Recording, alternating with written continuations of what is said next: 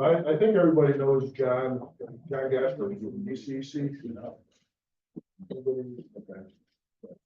Yeah, and I'll just give a little intro and then I'll ask questions and see which direction we want to take the conversation. But, you know, if you don't know me already, I'm John Gastrom. I get to be the CEO of the Delaware County Electric Cooperative. And, you know, we're a organization that served the electric needs of members since 1941 in this area. We're part of the community's history, and we have a lot of folks that really support and love the Delaware County, Perry, Seago, and Shenango, where we serve members. Lately, we've had a number of exciting projects and developments going on with upgrading our metering system, get more detailed information about how our members use energy. We have a number of exciting grants that we're part of that are allowing us to improve and update the infrastructure in the area to increase our resilience and reliability. We're looking at, over the past year, we've implemented, if you're interested primarily in some rate information, we've had a couple of rate updates over the last year and a half. We haven't moved the price of our kilowatt hours since 2016. So, but what we find is that more of our costs that we incur are come through more what we call fixed costs and energy related costs. So we have moved our monthly fixed charge up last year by $12.75, and this year we'll move up by $6.25. So that's been the only move we've made in almost a decade. So that's kind of where we are with our rates. I published a 5-year rate roadmap a little over a year ago that showed that we're now also doing that metering system. And then in 2026 and 2027, we'll be evaluating some new rate structures that allow us to more closely match the cost of energy to the usage patterns of our membership. So those efforts are undergoing, but they require that new metering system that can get more sophisticated data back to be in place before we can do that. As a not-for-profit cooperative, the way our company is structured is that we build our rates to recover the costs that it takes us to serve the members, and any excess margin, we plan for like a little bit of margin every year as a cushion, just in case something goes bad. And then any excess margin that's collected goes into an account. And after a certain amount of time, we pay that back to the members that contributed those margins proportionate to the costs that they had helped cover at that time. So that's kind of how the concept of the electric cooperatives work, and that's part of the bylaws, but it's also part of the electric cooperative law that governs us and our creation. The other component of our rates, and something I've been talking to a lot of my membership about over the last month or so, that we've really had two things that have impacted our members recently. One is the brutal cold weather we had over the last month or so, where we had down into the negatives for a sustained period, which caused a lot of our members to use 2 to 3 times the amount of electricity that they normally use. So a lot of them have seen really big bills. And when our members are using more energy than we're allocated, we get an allocation from the New York Power Authority of hydroelectric generated power from Niagara Falls and the St. Lawrence. And we get 11,642 kilowatts of energy out of those generating stations. But we oftentimes in the winter go over that 11.6 megawatts or 11,642 kilowatts. And we have to buy power through the Power Authority off the New York spot market. When we buy that hydropower, it's on a contracted rate, and that's a relatively reasonable rate today. But when we have to go to the spot market, it could be 3, 4, or even 10 times the normal price of power when we purchase it off of there. So that happened a couple of times during the last month or so. So our members saw some increases on their bills due to that. New York Power Authority has decided that the rate that we're paying, and they've their rates, I think that the last increase they had for us was right around 2012. They kept that rate relatively low, and it factors out to about $4.50 per megawatt. They've decided to move that to $12.88 per megawatt. So that's a significant increase from where we are today. Um, we expressed our concerns with that and the impact it would have on the members in the area. And they took those concerns to Albany, and we talked to our local legislators. They talked to Governor Hochul. Governor Hochul strongly requested that the Power Authority halt that process of increasing the rates, and they've done that. It sounds like it's a temporary hold while they reevaluate the pressures that they receive, but we're still prepping ourselves to fight that increase, or at least lessen the impact that it would have on our membership. The net increase is based on cost. So that Supposedly, increase is based on the cost that the Power Authority says that they've incurred. You know, they run into some similar issues that we do. So, you know, I mentioned earlier how we haven't raised our rates since 2016. And when you look at things in a year by year basis, it sounds really great that let's just keep our rates where they are. We'll tighten the belt a little bit. We'll make sure that our members don't have their power rate go up a little. And you do that for a few years and you string them together, and then guess what? You can't tighten anymore. So now you have to bring the rates up to where they are, and maybe all that maintenance you put off or whatever's caught up with you. And instead of having a little jump every year, you stay steady, and then you have a big jump all at once. And when you have that big jump all at once, that's when you have, you know, the people are outraged by that. So I think we're seeing the Power Authority has gone through that. Instead of on a small scale, like a cooperative, it's on a huge statewide scale. So they've held that steady. At the same time they've held it steady, they've hired lots of new people, and they've built new headquarters down in White Plains and some other things that have gone into their costs. The Erie and Barge Canal used to be covered by the New York Department of Transportation. That was moved over to the Power Authority's budget. So a number of things have changed since their last rate increase, and we're questioning, you know, the validity of a lot of that going into that rate calculation. so it may or may not be legitimate, but it sounds like it's coming eventually. So it sounds like it's coming. We hope it's not coming to that extent and that quickly. Sometimes you look at the ramifications and you say, do we bite the bullet and just accept it all at once? Do we push back and ask them to phase it in over time? There's pros and cons to either approach. And at the end of the day, it's going to be a Power Authority decision. But, you know, we will continue to use our local elected officials to help us influence those decisions where we can. Yeah, you've got some sizable business customers, and I'm just thinking of, you know, the impact on us as individuals. Okay, we can probably fight through that, but when I look at the sports fields and Domo and, you know, Amphenol, that's a pretty big impact. Right. Tripling that side of the cost. Yeah, and for us, we're not an entity that has to put together what a big utility would call a rate case and go sit before the Public Service Commission and have them review all our charges. We're regulated by our members, the customers, the people that we serve. So they elect the board of directors, and the board of directors put me through just as much a ringer, but they want to know where are all the costs going, you know, what are we doing to keep rates as reasonable as possible, and then they vote to implement a rate.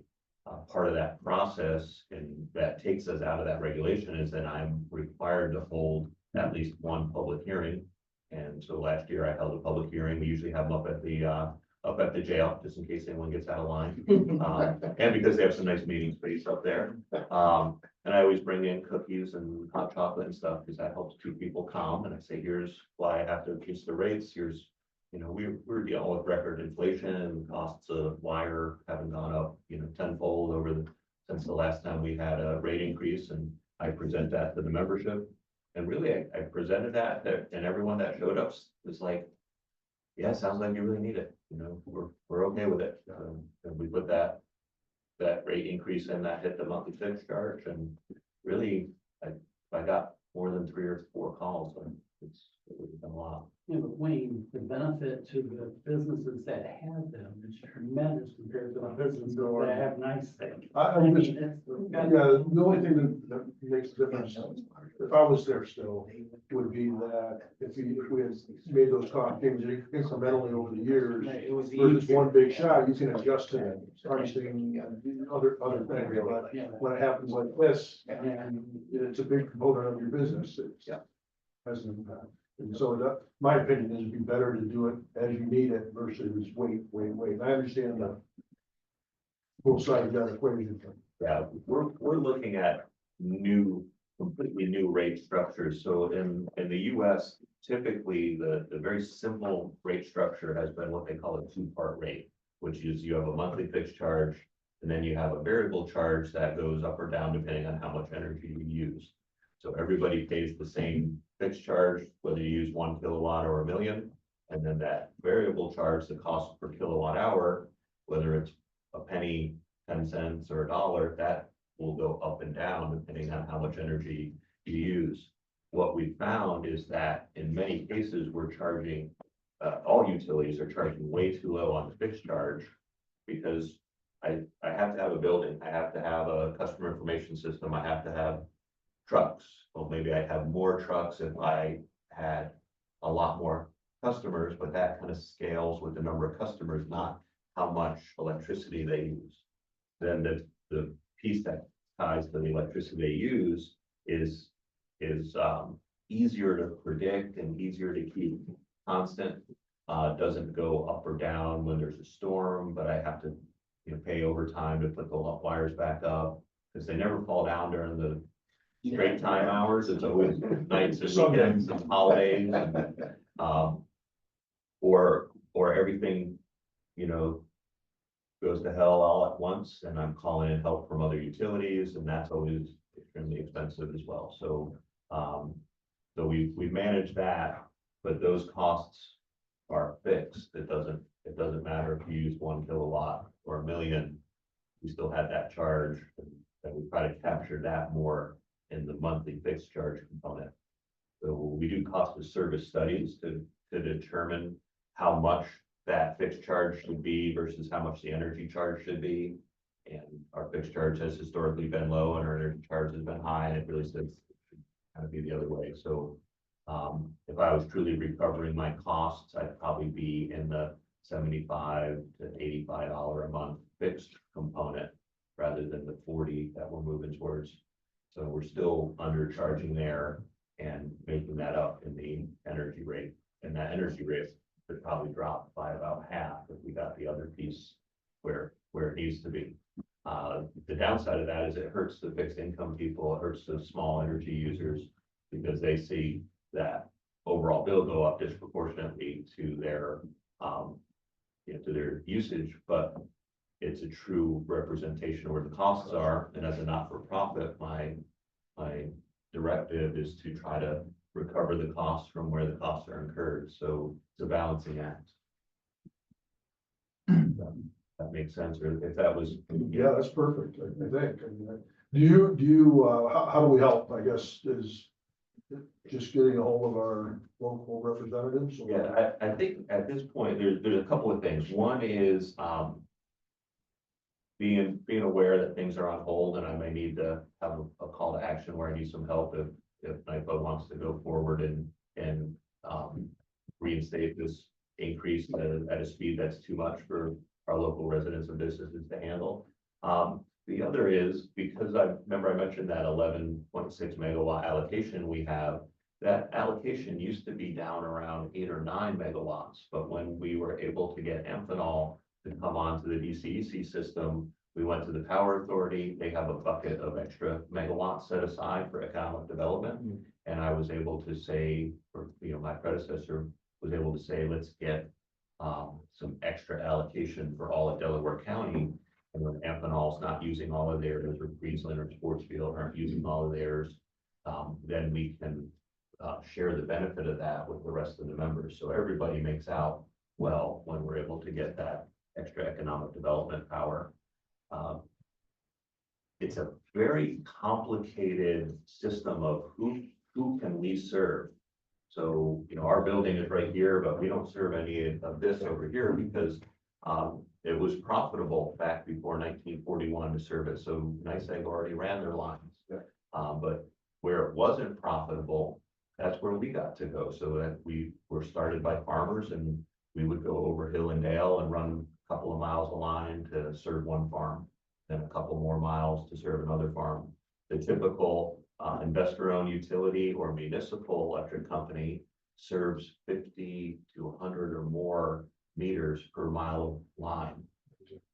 We serve 6.7 meters on average per mile of line. So our cost to serve because of customer density is really higher per meter than a lot of companies that are serving densely populated areas. However, if an area is not served or there's new construction going in, a building that's going to be built on a parcel that's never had electricity to it before, I am allowed to give a proposal on serving that. Now, if I had to build 10 miles of line to get there, it's probably not going to be cost effective.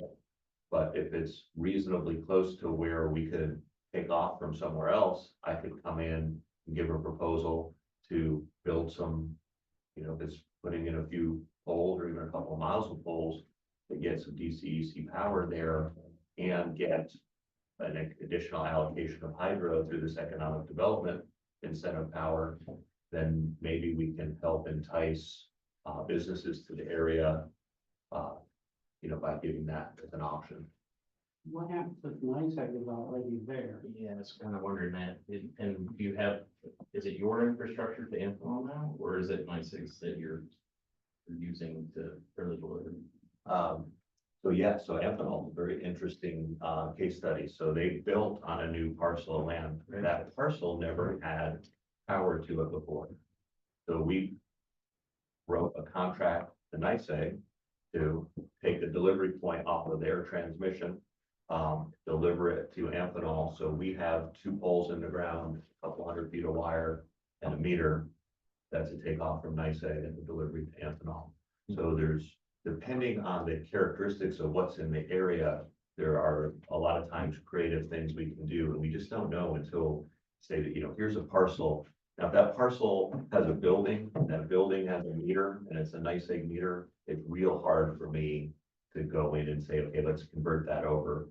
But if it's, right next door, there's another parcel, a new building goes on, and there was never a wire run to it off NYSEG, then it's fair game for either party to make a proposal to, and they can do the same to me. If there's something out and it's in the middle of a big run of my members and a new building gets built, NYSEG could give them a proposal to serve them.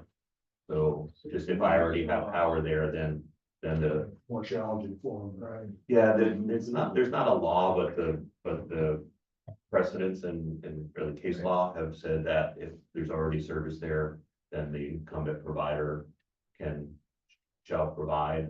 There's been cases where it hasn't made sense and we've made a gentleman's agreement to swap some customers. When we did the Amphenol deal, part of the arrangement for that was we allowed them to take green lumber. You know what green lumber is, so that's a NYSEG customer, but we run the line out there, and then at the end of that line, NYSEG takes over and then does the last little bit to serve green lumber. So that was kind of the trade-off in the Amphenol deal back in the day. I have 2 examples for you, and they're both in the village alone. So would that be feasible where the welding company is, they're talking about building another building and a different business coming in? To my knowledge, there's never been power on that project, and they can walk wherever. And then the other one is Sheffield State. We've subdivided it, so the electric that was there is serving the 2 houses that are there. But are they still serving the rest of the empty lot, whether it could be done there? And that has 3 phase, is it, on that site, so. So, of course, 3 phases more expensive to build than single phase. So it really depends on where's our closest piece of infrastructure to that, and do we have the capacity to tap off of that and run the extension? And really, for me to think about it in my head. If it makes economic sense, I really need to look at it on the map and get my engineers and stakers to kind of say, yeah, okay, we could do this with, you know, a minimal extension, or by the time we, even though our costs are relatively low, we still have to recover the cost to build. And if our cost to build is, you know, tens of thousands, then it's probably the recovery of that's gonna eat up any savings that and you would have. So I'd really like to look at Sheffield State, because that's when we're gonna be pushing. And I don't know how fast that's happening, but if it was possible, that'd be a great site. Yeah, I'd love to analyze that a little bit more. I brought up West Street. cards for everybody, but if you want to give me an email. Yeah, so John, what I'd like to do is I'd like to put together a list of greenfield projects that are in whatever phase of development. And just provide you with that list and some detail, and you can be like, yeah, that's a possibility, this one, no, it doesn't. These, you know, and go at it that way. Yeah. That's a heck of a selling point for these properties. I mean, that would be fantastic. Yeah, easily. Wayne, there was, or, about that, John, there was an article in the paper the other day about a direct current line running from Fraser's down to Queens. Yeah. And that adding an increased cost to everybody around here. What's your estimate as to how much that adds? I have no way to give you like a dollar estimate. However, I will tell you, I'm excited about that project for a different reason. The New York Power Authority is building that line, and they've made a commitment to put economic development dollars, especially in the workforce development area, into the areas that are impacted. So I've been relentless at hitting up the Power Authority representatives of, if you're starting that right here in Delhi, I would like you to put money into helping with some sort of economic development right in Delhi. So I have a grant. I really have two grants that are related to that. One was a $400,000 grant through the ARC to develop line worker training curriculum. And I'm working closely with SUNY Delhi and then our folks, and then not just the folks here, but the cooperative network across the nation to come up with a solid training curriculum. And we do a lot of training here now instead of sending linemen out of state to get trained elsewhere. And I also am in the middle of a planning study to build an electric technology training facility, again, in partnership with SUNY Delhi. And we're looking for the perfect place to do that. We think we have a good candidate in that side hill, you know, where our substation is on Arbor Hill Road. If you go that kind of green space where they've got sheep and stuff now, and we'd have to relocate some sheep, but they haven't complained too much yet.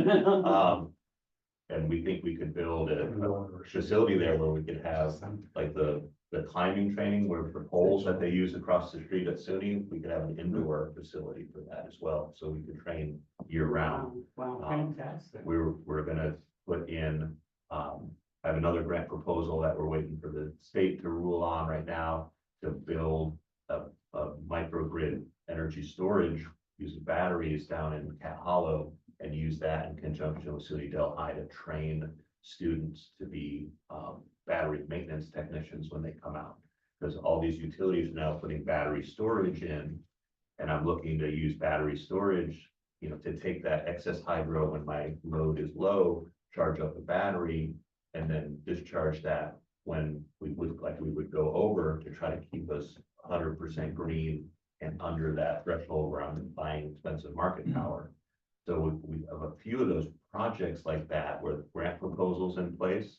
And a lot of times I'm looking for like letters of support from local agencies. Glenn's been great at jumping on board, and actually, you know, we're using some of his time helping on this as part of our in-kind contribution on these grants. But you know, having people, you know, ready to write a letter or sign off on something saying, yeah, I support this, it's good for the overall community. Because if I could build a training center here in right in Delhi, right outside of Delhi, and Mary can get that hotel sited where we're talking about, now we can have people coming in from all over the state, from northern Pennsylvania.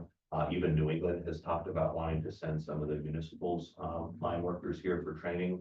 We could train right here in Delhi. People would be coming, staying for like a Monday through a Friday, frequenting local businesses. We gotta get more restaurants open on Mondays, but you know, we're working on that too. But for the most part, I view that as a way to have the power authority put some money into helping me build a building. I could build it, but I can't justify my numbers paying out of that. But I can take some money from the power authority, some money from a grant, some money from any other private interest, work it together and manage the project to get this thing built. So that's one of the big things that we're working on that I'd love more help in. And sometimes I just need to reach out and have a couple people help steer me along. The path that this is cited to go, is that along an existing overhead line? Yes, so would be an underground DC transmission within the existing right of ways that go, I think it's the Marcy line that goes down. It would go actually under a good portion of 17. Or alongside of 17, but underground there until it gets down to the Hudson, and then it would go submarine for a little while, and I forget which kind of station it comes up in, but somewhere down in the city.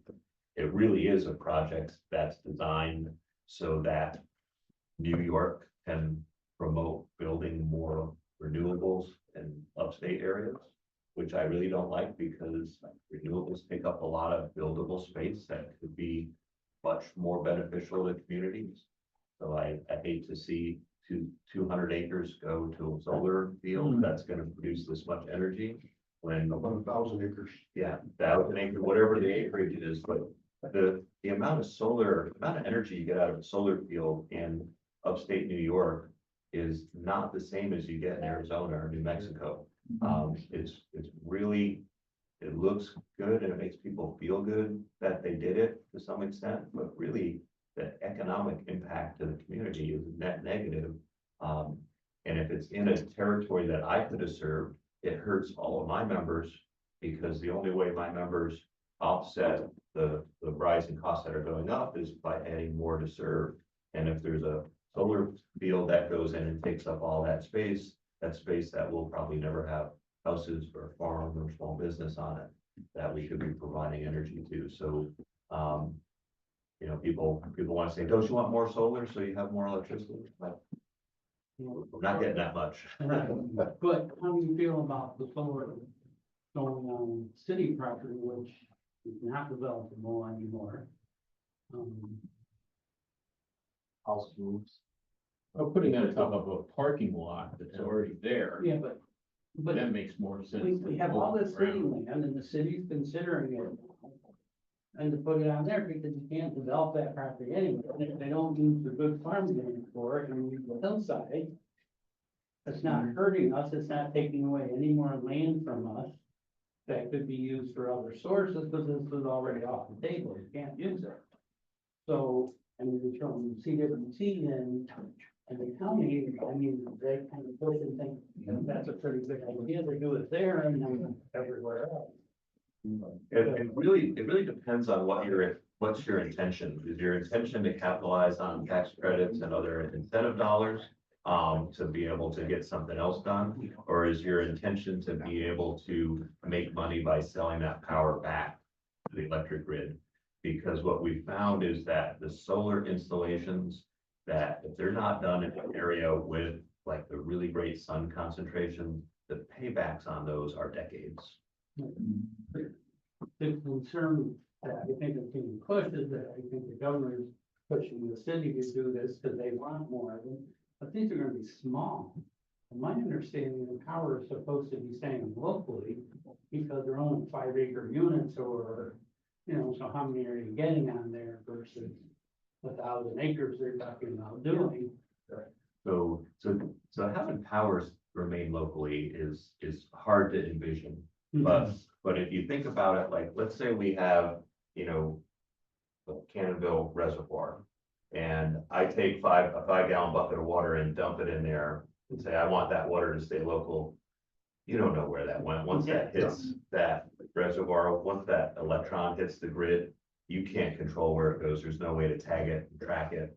So it goes into a system and it's basically, monitoring what goes in and monitoring what comes out. And it's a financial exercise more than an actual one. There was a lot of talk about decentralized power, right? And I don't know if that's still a buzzword, but microturbines and. Yeah, they call it distributed energy, yeah. So there's distributed energy resources, they're viewed as a potential solution to the closing down of a lot of the fossil fired centralized generating stations. And can they have some impact? Yes. When you start to take, maybe a small distributed solar or wind or even hydro, and hydro is nice because it's constant and you can control it, but the wind and the solar, it's not what in the industry we call dispatchable energy. So the way the grid balancing works is you have an operator, and a lot of it's computers and artificial intelligence now, but back in the day, it was a guy watching the dial going, oh, we're using 10 megawatts and we only have 8.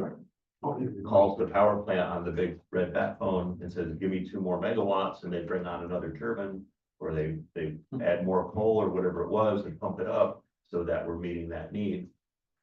When that operator picks up the bat phone and calls the solar farm and says, I need 2 more megawatts, they're like, sorry, it's cloudy. Like, well, I need it. So the solution that everybody brings up is batteries. So batteries are nice, but batteries have some extreme limitations and a very high price tag. Are they coming down? Are we getting more applicability to real world scenarios? I think we are. When someone puts solar in their home and they're making their own power, that's great. And maybe they're helping offset some of their overall energy use.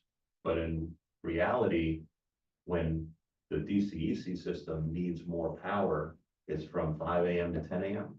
and from 5 p.m. to 10 p.m.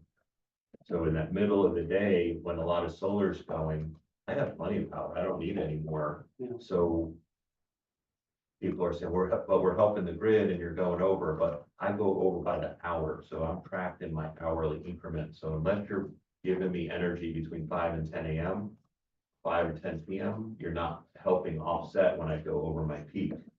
Now, if you put a battery in and let me control the battery, then we can start to talk about possibly doing what's called energy arbitrage. And that's where I'm purchasing energy when it's at a low cost and then, selling it or putting it back and putting it to use during So, the peaks. I'm sorry, I'm gonna do this only because we have a lot of things to cover. No, it's okay, I'm glad we did this. What I'm gonna suggest is maybe, Glenn, we have John come back in maybe in a 3 months and we go through this again, because there's a lot changing in that environment. We're dealing with a 1.45 megawatt system in Meredith, over 1,100 acres. They're going to take with a 752 megawatt battery system, the BESS, and all the things you're talking about are going to happen. That nothing's going to stop the project at this point. Yes, we have coming in, Yeah, Yeah. I've got a question for you, but on the natural gas line, the discussion that runs by, and I know it's just back up on the paper recently. And actually Fred's one of the largest electrical contractors on the West Coast, so he's involved in this every day, does a lot of solar. So certainly really- goes back. But I really appreciate listening to you guys at this level, because in California and other states that we operate in, we never get to talk to anybody at the utility company. We are not members. We are basically a pain in the butt. So I really enjoyed this conversation. Yeah, To hear from- it's the reason we're here though. I mean, we Yeah. would not be in Delaware County if not for the power available at ACO. And we know also at ACO that they have some very low rates right now that they were able to buy on the market. And maybe that's coming to an end. And also, again, we're here to talk about today, the need for power at a location. Yeah, so let's transition, if you don't mind, John, over to Charlie next, okay. Let's transition over to that conversation then as we move John over to, because it sounds like it's gonna continue, the power discussion a little bit, It's so. absolutely, again, Charlie Copeland, from San Diego. I have been in New York, working in New York for a little while now. We actually developed a site over in Buffalo for cannabis. Development over there and near the lake, I think it's called Canal Side is the name of the industrial park over there. But we've been here in New York for a few years. Taking a look at one of my major clients, a group called Disney, out of California. They've been taking a look in New York, but a number of others, including Fred here, has a cannabis company also called Finest. We can. But as we were looking around the state, the number one thing that we need is power. You can't operate these facilities without a large amount of power. And so we had been taking a look at Johnstown, a facility that's already up there that was built, and their lack of power. We do have natural gas up there, and so they were able to bring in some turbines there. All IT. That should be you, right? I should just let Lindsay do it. She knows what she's doing. Well, my part of it really, as far as that, Fred will get into the presentation in just a minute. But, you know, as we look around, being real estate and being the main function that we need is power. Actually, the project that we're going to talk about today is dependent on us getting the power we need to that site. And if we're not able to get that power, we can't afford it. It doesn't make sense. And so it's great to hear that and to understand that. Concerning hearing that the power is gonna maybe double, triple coming up, because we often take a look at it, I think of it 5 cents kilowatt hour. And going there in California, paying 12, 13, 14, up to 18 cents out there. But if you're saying that the rates are going up to that here, yeah, a little concerning because we're thinking, hey, we're getting some of the best power works in the country.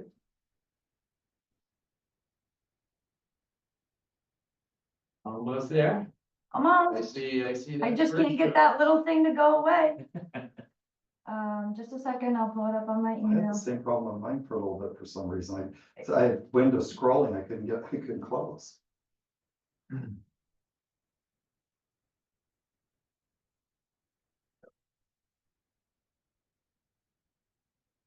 So if you control L that, should pop it up full screen after your Adobe update. We don't want that. We just want, There you go. Okay. And would it be all right to let Fred use the keyboard? yeah, got I'm just share, gonna share screen. Yep.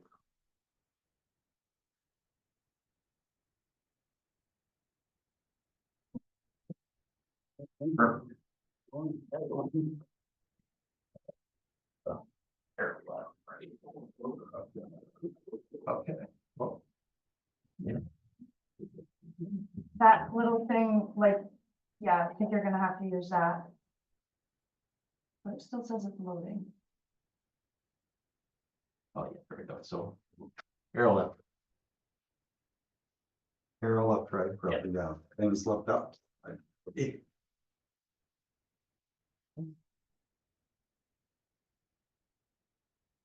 Okay. Now we're cooking with oil. Can you make it go full screen or is it? Try to control L. There we go. Right. Bit of- Future on the finest cannabis. We're going to remove the bar. Oh, you're There. asking- Hey, there we go. You're saying you're asking for parents. I looked down. If I hit that, will it minimize the? Yeah. I just want to mess with anything you guys got set up. There we go. Next slide, Fred, please. Thank you, sir. So this is my firm, CGIS, and so I am a real estate guy way back, JP Morgan Chase, Molina Healthcare, GT, bunch of them around the country, been working for many years. I've been working in the cannabis space since about 2017, represent a very large family office, big into real estate out of the San Diego area that was interested in getting into the cannabis space for returns on that real estate. And so we've done a lot of lending, developed some sites, Buffalo site, brokered a number of deals around the country, in the cannabis space. We've been looking in New York for a long time after the Buffalo site, including the Buffalo site, but I've been looking for companies to come into New York for the past couple of years. And so, again, the search it's partly challenging because you also have licensing issues. And so it's a very regulated market where you're able to place cannabis. And then also getting the license is very difficult to get. So been a challenge. You have to both get a license and you have to find the right real estate. In order to find the right real estate, you have to be able to have the power and the resources there. And so finding the right location been challenging. We've taken a look at Johnstown, Coxsackie, around Albany, Buffalo area, Rochester. I've been all over the state. So it was interesting because we had a project under contract up in Coxsackie.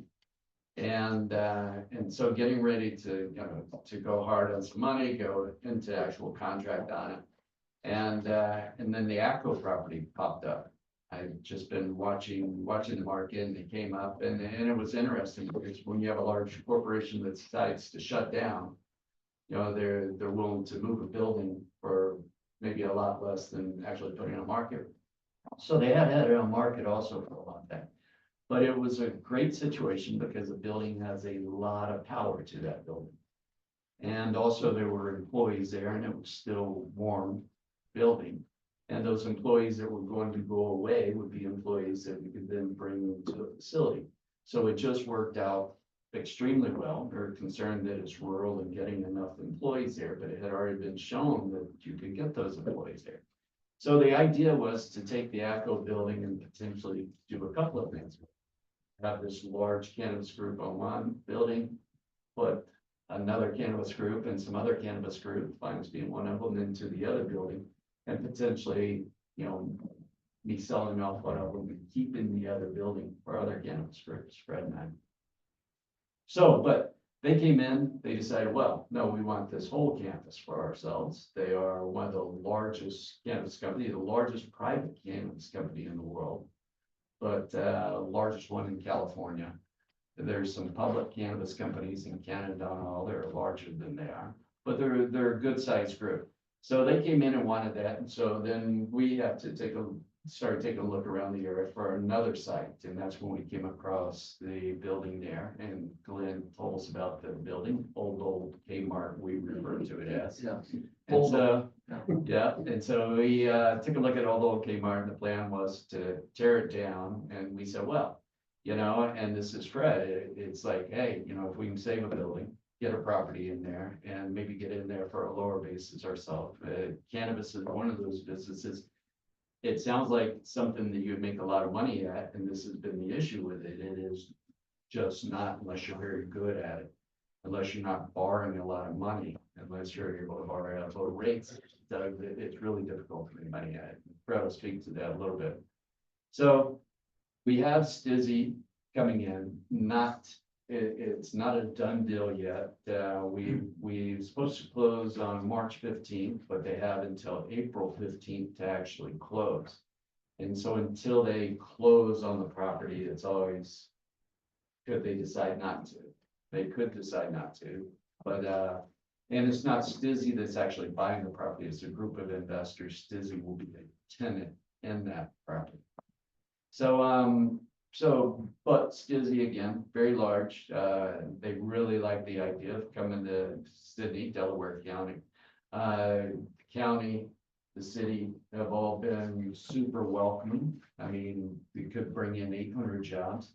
But also what happens when you have a very large group like this is, I would say like Walmart and Bentonville. You get a lot of other vendors and a lot of other suppliers and ancillary services and just other businesses that come around. So we hope that is the idea, that you bring in a lot more industry into it. And then again, one of the largest that we have in California and one of the best is Finest. And that's Fred's company, and he does a lot of the genetics and nurseries there. And so Fred is the one that we want to have over there on Delaware and the old Kmart. So you kind of talk a little bit about that. Okay, a little bit about my, well, first, thank you for allowing us to come in and speak with you all today. I just flew in last night, I'm flying out right after this meeting, so, I really appreciate you guys making time for us. Like Charlie was telling you earlier, we came out here looking for opportunities, different cities, townships and villages, and, just trying to find the right fit. One is finding an area that actually wants cannabis and engages cannabis, and we've been very successful in that in California. And this is just kind of came together in the Delaware County, Sydney area. So a little bit about me, you know, I haven't always been in cannabis. I actually own one of the largest multi-state electrical contracting, commercial, industrial, design, build, and alternative energy. So I know a lot about, you know, why you don't put solar here in upstate, New York. So, but as far as best systems, battery backup, that's a totally different, peak shaving, all that stuff. We do a ton of that out there. And especially my clients are, you know, I'm not supposed to say stuff like this, but like Amazon, those kind of folks. We do a lot of microgrid type stuff for them, things like that. So I have a really good understanding of, you know, what you're trying to do right now with your systems. Which I just wish we had a little bit more control in California, because our all large energy public groups out there where they don't give the clients any say in it. They don't have members like you do. We're just clients there. So, but anyhow, so I also do real estate development. So I've been doing this for like 40 years, and I got into cannabis back in 2017. And the reason I got into this is I really wanted to, I like science-based stuff. I like things that are useful, like products that work for people. And at that time it was medicinal in California. So I got into it in the genetic side of the business because I'm very interested in genetics and bringing clean genetics to the industry. And so we started that program. We were the first people doing tissue culture in the cannabis space. And fortunately, by good business practices, good science, and some really great talented professionals, we've actually built our nursery to the largest tissue culture nursery in California. So we also dabble in all kinds of other parts of the market, and I'll kind of get into that a little bit. So basically, we started in 2017 with our nursery operations. We have a lot of long tenured cannabis professionals. We really like to embrace the culture. I mean, our tagline up there is where cannabis culture, science, and business all converge. And I think if you don't have that, if you just have cannabis culture, you're going to fail. If you don't have business, you're going to fail. If you don't have science, you're going to fail. I've seen, I don't know, probably 1,000 cannabis businesses fail just because they don't have the right collection of assets. And what I mean by assets is people. So in this case, so we have a lot of highly educated plant scientists, PhDs, masters, agronomists, all that work in our organizations. And it's really helped us, you know, be the leader in this industry. Our genetics are on the demand globally as well. And that's why we're expanding. It's basically, we've built the program there. Now we can pick it up and expand it in any state very easily. Let's see. We also, we're in a lot of cities and counties in California. So we're really good at engaging the community. We have great reputation with every city and every county we're in. We're just not there to make a couple of bucks and move on. We're long tenured people in those communities. And we really have just really great relationships with all the different agencies. What we're hoping to do here in New York, and especially in Delaware County and Sydney, is to bring in the highest quality genetics that are going to help all the cannabis operators. What happened in California is, you know, there was all these genetics flying around, and then all the viruses and viroids and bacteria and everything started killing everybody's crops. Hop latent, tobacco mosaic, beet curly top, all of these things. And what really helped us out is, as all these people were failing, we were able to give them clean genetics to propagate. So they had a really much more of a predictable outcome of how their crops were going to do, what their yields were going to be, what their terpene profile is going to be. Because everything we're doing is taking great genetics that we're breeding, take them through a tissue culture. I might need to say, are you guys, anybody here familiar with meristematic tissue culture? I'll try and make this really quick. So you probably, so basically what it is, you know, like humans, we're vascular tissue, right? So in the cannabis plant, it's 99% vascular tissue, but there's these areas, the apical dome, that has, is where the plant's regenerative cells are. So the process that we use is called meristem. So what we do is we go in there and collect 300 to 400 cells. That's just basically about the width of your hair. And we take those cells and we make sure none of them are touching the vascular tissue of the plant, where all the viruses, bacteria, everything is held in the vascular system. So we get these cells, we bring them out, and we take them through a proprietary process. And it takes us a year to take a single genetic through this process to make sure it's clean, it's kind of back to original factory standards. And then we propagate those in mass quantities, and then we sell them to folks like Stizzy and folks like that. And they have a very predictable outcome with that, rather than having crop failures. And, you know, anybody that's farmed or I was raised on a ranch. I mean, crop failures are inherent to farming. So we've tried to take that out of, and what we're basically doing is basically the same type of stuff that Driscoll does, right? With strawberries and other things like that. We just brought it to the cannabis industry. So we also, in our library of genetics, we have over 400 highly sought after genetics that have already been through our process, cleaned and propagated on a regular basis. We bring in 12 to 24 new cultivars every year, so we're always leading the industry in whatever the cannabis industry in California and most states is very much like the fashion industry. It's always what's the latest, greatest thing out there. So you have to, if a cultivator typically in California grows the same cultivar two years in a row, they're not gonna be able to sell their crop for a very good price. So it's always about innovating, creating dynamic strains that are gonna lead the market, which is what we do.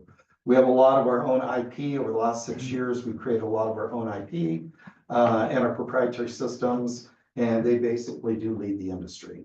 We have in-house breeding programs. We also have breeders from all over the country that send us genetics, and then we clean them and run them through our program. So one of the things we do too that nobody else does is, it's one thing to sell a product, but if it hasn't been tested and your clients become the testees, there's a lot of failures. So we have the largest cultivar characterization facilities out there. So we have about 700 lights worth of indoor where we characterize all these strains. We make sure they're stable. We make sure the market wants them, and then we can sell them to nursery clients. We do the same thing with full season light dep and mixed light. We have a facility for that as well. So that really helps us. And this is all about what I learned in the electrical industry and other businesses I'm in. If you become a value add partner, then you help everybody's business. And that's what we became in the electrical industry. So I've built this whole cannabis model around being a value add partner, which has been very beneficial for us in California. So once again, just more the technology we provided. We provide cannabis genetics to most of the large players in California and the small boutique growers as well. We have this great West Coast presence. We want to have a great East Coast presence, and New York just seemed like a great place to do that. I'm kind of a rural guy. I live in a very small town myself, so I have kind of an affinity for small areas. We have some of our facilities that are down in, towns like the town of Coalinga that has like a population of 7,800 and something people or something like that. So anytime we can kind of get into a small community, I really like to do that. We're also in Yolo County, which is a very small agricultural county. Look it up. That's where we do all of our light depth, full season, mixed light characterization. We have about 100 employees out there at that farm, which is really nice, but it's just supporting the nursery.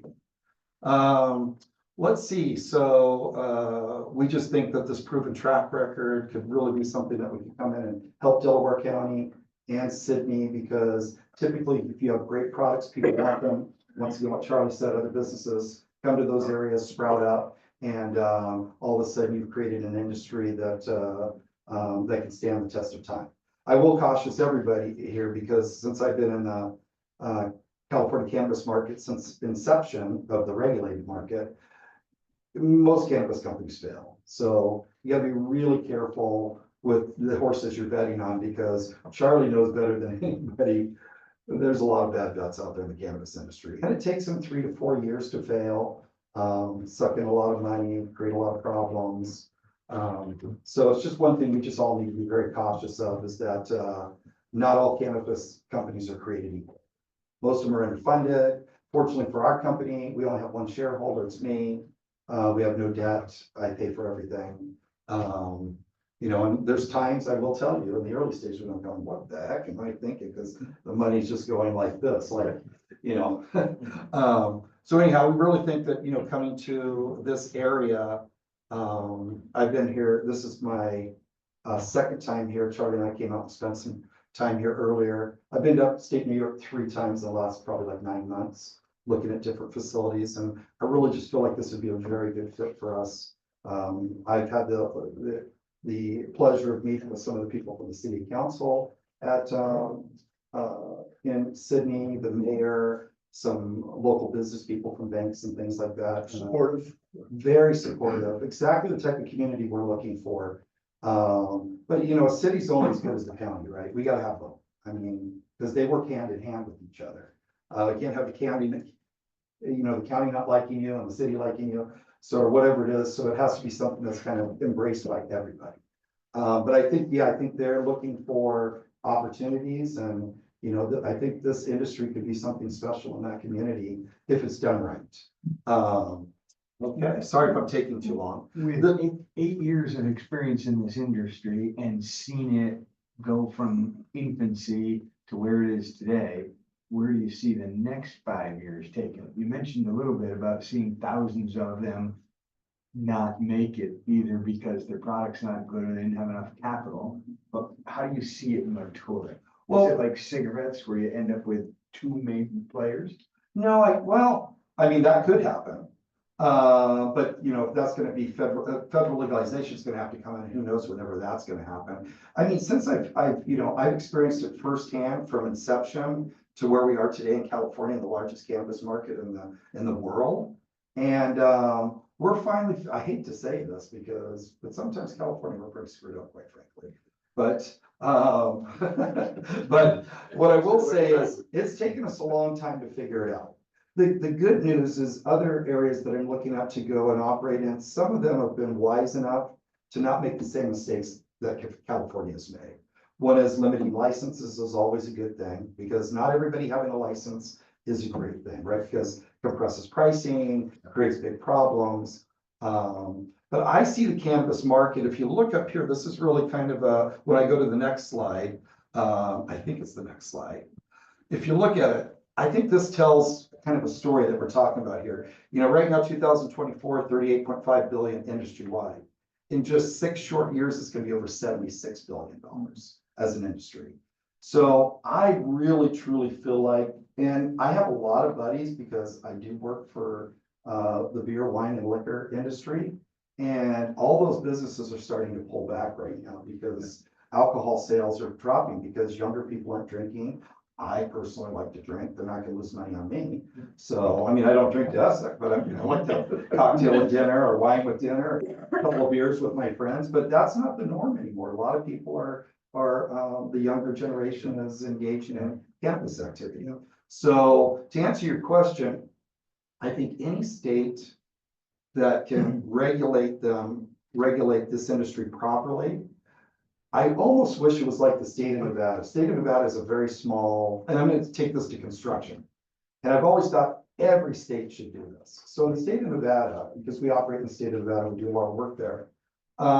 They actually come in and take your financials and tell you how much work you can actually do annually.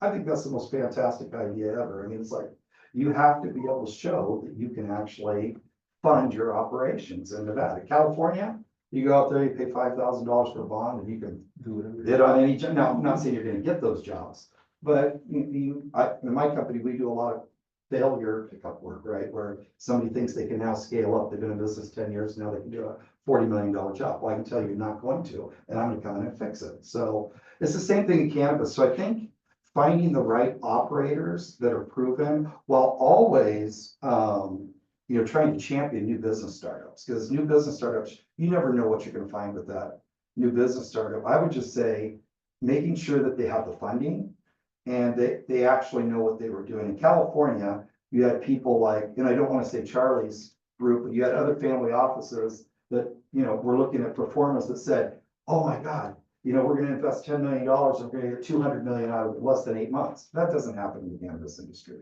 And so they lost their money. You know, next thing you know, they move on and now, you know, now it's a defunct situation. But the one thing in California, which is nice, is all these buildings that have been renovated and upgraded and power updates, when they fail, new industry moves right into that building. Because now it's not in that dilapidated territory that everybody kind of goes, oh, what do I want to go there? Look at this building, it's gonna cost me $5 million to upgrade it. The upgrades have already been done. So a lot of those cities have been really good on making sure that when they come in, they're enhancing the properties, not just going in there and, you know, kind of even making it a little bit worse with a business that isn't that functional or that great. So I think the cannabis industry has wonderful legs. I'm a guy who believes in the medicinal benefits. From reason I got in it, just really quick, everybody on my maternal side of my family dies from one type of cancer or another. 2000, I have nobody left on my maternal side of my family except for my brothers and sisters. And both my sisters, 2 years older than me, and me, have both had 9 inches of arsenic colon removed because of colon cancer. So I got into it because I would say maybe selfish reasons. I just felt like I got to see a lot of my family, the transition through chemo and come out the other side okay or not. You know, my brother-in-law, 45 years old, died from rectal colon cancer. And yeah, anyhow, so that's why I got into this industry. I think there's some huge benefits to cannabis. And hopefully one day when it loses its stigma, the federal government embraces it, we're going to find out truly what this wonderful plant can do for all of us. You know, but I do feel also as a recreational drug, it can be abused just like anything else. But to answer your question, I think cannabis is going like this, but it has to be, it's like we need good stewards, good parents keeping us on track. So hopefully that answered your question. If I didn't, I apologize. So anyhow, you know, this is just more information basically on the state. Here you have 1,311 licenses. I have no background on that, how many are active, how many are still trying to find a home, how many are actually profitable, how many are, you know, teetering on failure. So the target range is huge too. You look at that from 21 to 70, that is such a broad market. And in California, a lot of the people, I'm 63, a lot of people in my age group are finding cannabis all over again. Now, some are having bad experiences by eating gummies they shouldn't be eating. And next thing you know, they think they're freaking out, or, you know, which has happened to a lot of my older friends. They'll call me, what are you doing? I go, just relax, you're gonna be fine. I promise you, you're not gonna die. I said, but don't eat edibles. Because they go like this, they'll pop one and go, I don't feel anything. I think I should have another one. And that's not the way to go about it. And I told them, you should call me before. They go, well, we're embarrassed. They go, you should call me. So anyhow, you know, in this industry, the nice thing about this industry too, there's just so many phases of this industry where people can do well. You know, whether it's nursery, cultivation, manufacturing, retail, distribution. We have a large distribution and transportation company who these people have never been in the cannabis business, but they haul our you know, we produce plants that are 6 to 8 inches tall, all the way up to 24 inches tall, and they haul them all over the state. So these are, you know, now we've got transportation, distribution, those are all things that this stuff cannot, you know, the way they actually regulate this is very difficult to move it. So you actually have to have, you know, transportation vehicles and licensing for that. So, and then there's events, there's all kinds of things to where you can actually, consumption lounges and things like that, that can really create a lot of revenue in this industry. The big thing is, you know, strains and genetics. I feel like, you know, genetics are the foundation of this industry. It's like, you know, baking a cake without the wrong ingredient or without the right ingredients. They've got to have the right ingredients. And it's my job as a nursery man that I sit there and I kind of go, this is how it works in that environment. This is what you're going to get. Here's your expectations. Here's the predictable outcome. And if I do that well, and they actually know how to grow cannabis, they're going to have a successful harvest. So I've really tried to take the guesswork out of somebody going, well, hey, here's this train wreck cut that I've had for 30 years and suspected with systemic bacteria and hoplite and viroid, God only knows what else. How are you solving the banking issues around it? We have full banking. So In California, you do. full banking. I've had banking since 2000. Yeah, banking is not a problem in cannabis anymore. We've worked, I will say that's one thing that we've done pretty well in California. is working with the banking partners. And, the bank that I deal with, they started out in, just out there, now they're in 22 states, banking cannabis. And they're really good. There's a lot of regulations. When I first started banking cannabis, they charged me $2,800 a month per account You'll need to work on for that in New York. compliance. Yes. Yeah, it's still a challenge, and actually, it's Yeah. still a challenge for a lot of the smaller ones in California also, you know, Fred comes from, a super well-to-do company that he's had, and a lot of banking experience in dealing with them, they love Fred as a client, right? But if you're a small startup and you weren't maybe great to start, you don't have really credit history and everything else, you're trying to bank, super difficult. Mhm. They can't get loans, even their accounts. Right. It hasn't been that long ago where they were closing your accounts. Actually, still Wells Fargo gets a check from cannabis in one of our accounts. Even a very large client, they'll shut them down. Right. Because it's And- still a class C drug on federal level, right? Yes. Yeah. Well, you know, oh, sorry, Charlie. No, I was just gonna say, yeah, Schedule I, so it's absolutely still federally illegal, even though it's in the states. Mhm. And it used to be a little bit better when we had the Cole memorandum for a while there. It seemed to be going fine, and now we have some banking stuff that's been going around through Congress and, you know, to safe banking to allow for it. If they reschedule it, may make it a little bit easier, but there's certainly a lot of things that go along with it, including a tax on it called 280E. That makes it super expensive as far as tax. And just really quickly, if you don't know about that, it really impacts cannabis companies because it treats you as a drug dealer in the sense. And the only thing that you're able to deduct from your taxes are your cost of goods sold. So your HR, your buildings, insurance, everything else, you're not able to, especially on the retail side now. Manufacturers and Doesn't nurseries have a affect us little, that much. yeah, have a little bit easier. But on the retail side, it certainly impacts it in a big way. Well, the interesting thing, it's not federally illegal to bank cannabis. You just have to take care of all the monitoring and regulating guidelines. And so when I got in this in the first, several years, we had no bank. It was all cash. People would come in and, drop a briefcase or drop a bag of cash and go, I want to buy 20,000 clones. And you're kind of going, okay. So, and I wasn't used to that business. I wasn't comfortable to, and it got so bad that this is kind of a funny story. It got so bad that one day I was at the car wash that I go to and they go, hi, Fred, how's it going? You gotta go, everything's going great. And the guy comes walking out, the head guy comes walking into the sitting area, the waiting area and says, can I get you to come back to your car? And I go, oh, yeah, sure. So I come back to the car and he goes, and he points to my console and I flip it up and there's like $20,000 with $100 bills in there. And I'm thinking, I'm getting way too comfortable with this cash stuff. It's just because it's like play money at that point, right? It's like, even though it's money, but you're just sitting there kind of going, wow, this is crazy. So I would say banking will come, since I've already went through it for 4 years before I got my first bank account. And I'm a player with a lot of the banks. Wells Fargo shut me down. I had like 6 banks because they didn't like the way I was tied to, because I was honest with them. I went in there, I said, I'm going into cannabis, yada, yada, yada, blah, blah, blah. I'm gonna be taking money out of my accounts and moving it into my asset holding account, large sums of money that's to buy buildings and fire. And Wells Fargo, I get these sheepish calls, oh, can you come in? And of course, my wife is going, honey, my household account's getting shut down at the bank. So a guy who's always been never a problem in anything, and then you're going through cannabis, you go through this, but it does make you better at doing things. So banking will come. There's some really good bankers out there. I haven't not have to deal with a bank since 2000.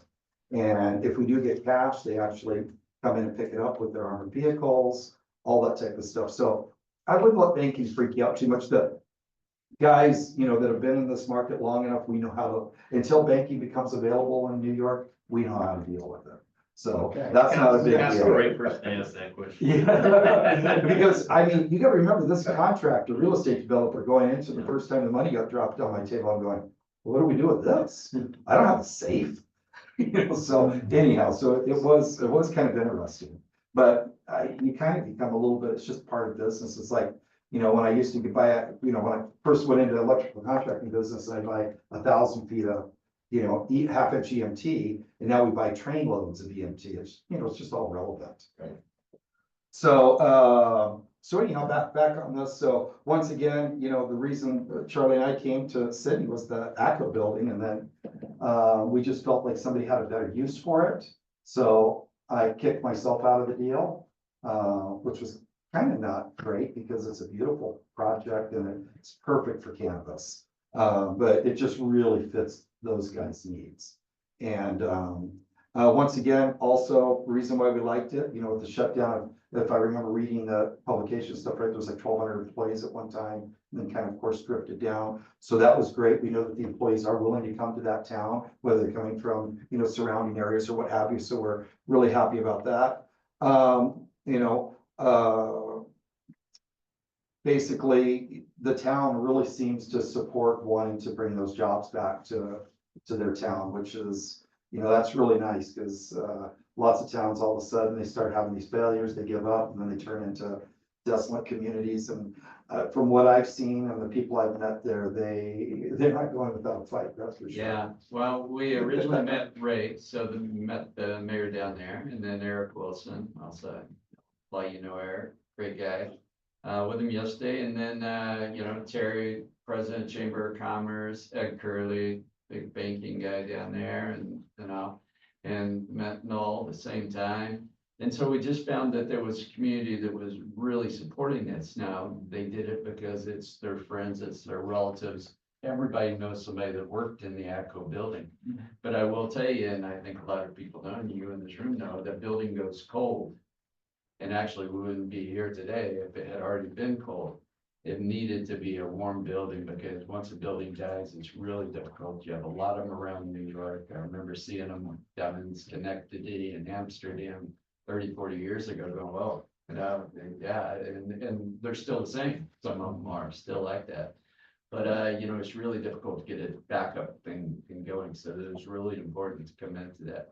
But it was just that we had so much support down there that it made sense, and so we really appreciated that. Yeah, we've learned in California that community support is huge because there's a lot of failing companies in California because what happens is everybody was embracing the tax basis, then the tax basis didn't come in at the level they thought it was going to come in at. So now they start changing their rules, guidelines, and regulations, and businesses can no longer afford to operate, or they're reducing their ability to scale and things like that. There's other communities like ones we're in California, and I don't want to say I was smart. I think I really got lucky.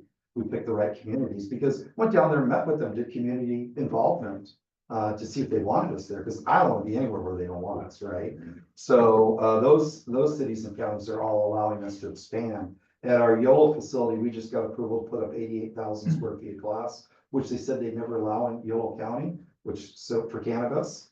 And we also just got another 2 acres of light depth for more characterization, which you could not do any of those things. Took me 2.5 years working with them, but we actually got it done. And on the other side of that community that didn't support it in San Diego, we tried to get a retail license on a location that actually worked for retail. Took us over 5 years to get the CUP through the city. Another year on building permit. If they don't want you there, it's extremely difficult. We have no interest in going anywhere where we're not wanted. And I mean, we shouldn't be there. If we're not wanted, we should not be there. Makes sense to me. Yeah. So, once again, we really feel like this location for me is, I really believe federal legalization is coming. And, our genetics, like I said earlier, are really hugely sought after throughout the entire country and throughout the world. I mean, we've had genetics go to South Africa. We've had them go to Australia, sample stuff. Spain, Thailand, we're just getting ready because they just started allowing cannabis in Germany. So we have a group there we're working with. So, and then not only that, I mean, within, I think, 250 miles of Sydney, there's basically, with adjoining states, adjacent states, like 56 million people, which would be fantastic for us. And that's a large consumer base and customer base. So the location is really, a good fit for us. We feel the opportunity for the city, and us is really great. We can get a lower occupancy cost, because when we build stuff in California, you can imagine what it's costing us to build things in California. So. It's not too dissimilar down near the city. Yeah. Actually, this, what, you couldn't find this building down near the city. But to give you some example, we were looking at 330,000 square foot building, same size as one of the buildings. It was gonna be $40 million up next to Albany. So basically, here's kind of our vision for what we'd like to do at 135 Delaware is put a micro business in there, which would allow us to have 3,500 square feet of cultivation. Really, that's not a lot to do much with, but it'll be an educational place for us. We can do training, we can do tours and things like that. So that would be great. But we would have a large nursery there. And if it's anything like right now, we started with one nursery in Sacramento, and now we have 3 nurseries in Sacramento. And we're going to be a nursery in Southern California as well. So this is once you gain market share, it just kind of, builds momentum, and you have to actually acquire more assets and create more space for your products. So we're hoping the city, with the micro license, you get a dispensary. We do transportation and distribution, small scale manufacturing, hopefully a consumption allowance and an event space. Our goal is just to create a great experience there, promoting education and responsible cannabis use. So we've done a pretty good job of that in California, I will say, our group. And a lot of the other, what we call stakeholders in California, the licensees are called stakeholders. Finance would be a stakeholder, SISI would be a stakeholder. Not that they actually give us any say, but it feels good to be called a stakeholder. When we rolled up on this building, when we came out here, and I love, this is a frozen building, so we rolled up on this building, and I looked at it, and it reminded me so much of these. I don't know if you guys had kangaroo courts racquetball courts back in the day. So rolled up on this racquetball court, and it had been sitting vacant for 10 years. And I told my guy, Mike, I'll go get it under contract. I've got an idea. And he goes, wow, I thought you'd just say, why did you waste my time? And we ended up taking a bunch of those buildings and turning them into loft spaces, and they sold fantastic. So I really, basically my development, I build new buildings too, but what my passion is repurposing buildings. So as soon as we saw this building, I go, well, CMU construction, that's not gonna fail. But I want to see what the roof structure looked like inside. And of course, it's all gotta come off. I mean, my assumption would be we have to have a structural engineer go out there, but everything is completely rusted. The roof's leaking. But I mean, it's got a lot of, I look at that and this is what I see. So something along those lines where it's just gonna look like a retail strip mall, but there's gonna be 100 people working in there doing their thing. This is my architect. We kind of put this whole, presentation together really quick for you guys. So I just asked my architect to, put a little lipstick on that peg, for lack of a better term.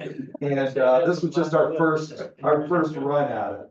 So, but typically if you see the buildings, Charlie knows, he's seen some of the properties I bought and the horrific shape they were in. And, the whole goal at the end of it is to build something that we can all be proud of. Yeah, he's got one of the nicest labs and cannabis facilities you could ever see in California. And if you saw the building before I put it in there, it was terrible. Did it look as But- bad as this one? What's that? Did it look as bad as this? No, it was actually still functional. Okay. But I mean, the parking lots, there was virtually no pavement left in the parking lot. There was an old store fixture company and there's 40-something thousand square feet. And then we put some mezzanines to expand the square footage.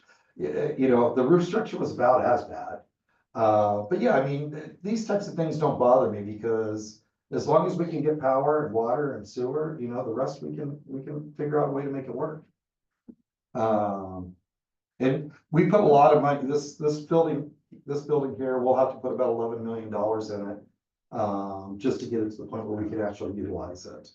And it's gonna create somewhere between 90 and 100 jobs. And maybe even more, depending over time. I'm one of those guys that I'd rather under promise and over deliver, so I think it'll probably be even more job. I think there'll be some significant economic benefits and potential for, revitalization. These are the type of facilities where we have to bring managers in from California, but everybody else would be hired locally. So, and the goal, of course, is always when we do something like this, is the managers eventually leave, right? Because they live in California because they want to live in California, right? Or if you live in upstate New York, it's because you want to live in upstate New York, so. Hopefully you get some internal growth and those are the people that are the next level managers. I will tell you, it's been really exciting to me because, you know, I started my electrical contracting business when I was like 28 years old in 1990. And I've developed so much talent over these years. And it was one of the things I was really missing because once your business gets to a certain size, I'm not working at those levels anymore, right? Those are other people training. And I get to hear, like I was reading Charlie an email today about this gal named Viviana, who just got promoted to be a foreman, which I'm sitting there going, God, it wouldn't have anything to do with, you know, generating her, creating her, nothing, but I'm so happy she's now gonna be a foreman. And it's, but in this industry, when I got in it, it's so, the assets are not good as far as human assets. A lot of people in this industry that come from it, and I never want to berate this industry because I consider them the pioneers of this industry. But the talent level was not anything like I was used to working in the construction real estate community and other businesses I've built. So taking young people right out of high school that have now worked for me 6-7 years, that are now managers and making really good salaries, and it's really, and watching them, I get to go to our corporate headquarters and watch them do personnel training, management training, advanced people skills, because we do all those things through our HR team. Because I mean, you can't take somebody at 18 and turn them into I look at myself at 27, 28 years old when I started my electrical contracting group. I mean, I was running the company thinking, man, I am like, I'm the best. And I found out how fast I wasn't the best, that I didn't know as much as I thought I do, and that the owner of the company was actually doing a lot of other stuff that I wasn't responsible for, right? So, and then I look at myself today, you know, at 63 versus 27. I mean, the guy who started my business couldn't even, you know, hold my laptop, you know? So developing those skills over such a period of time.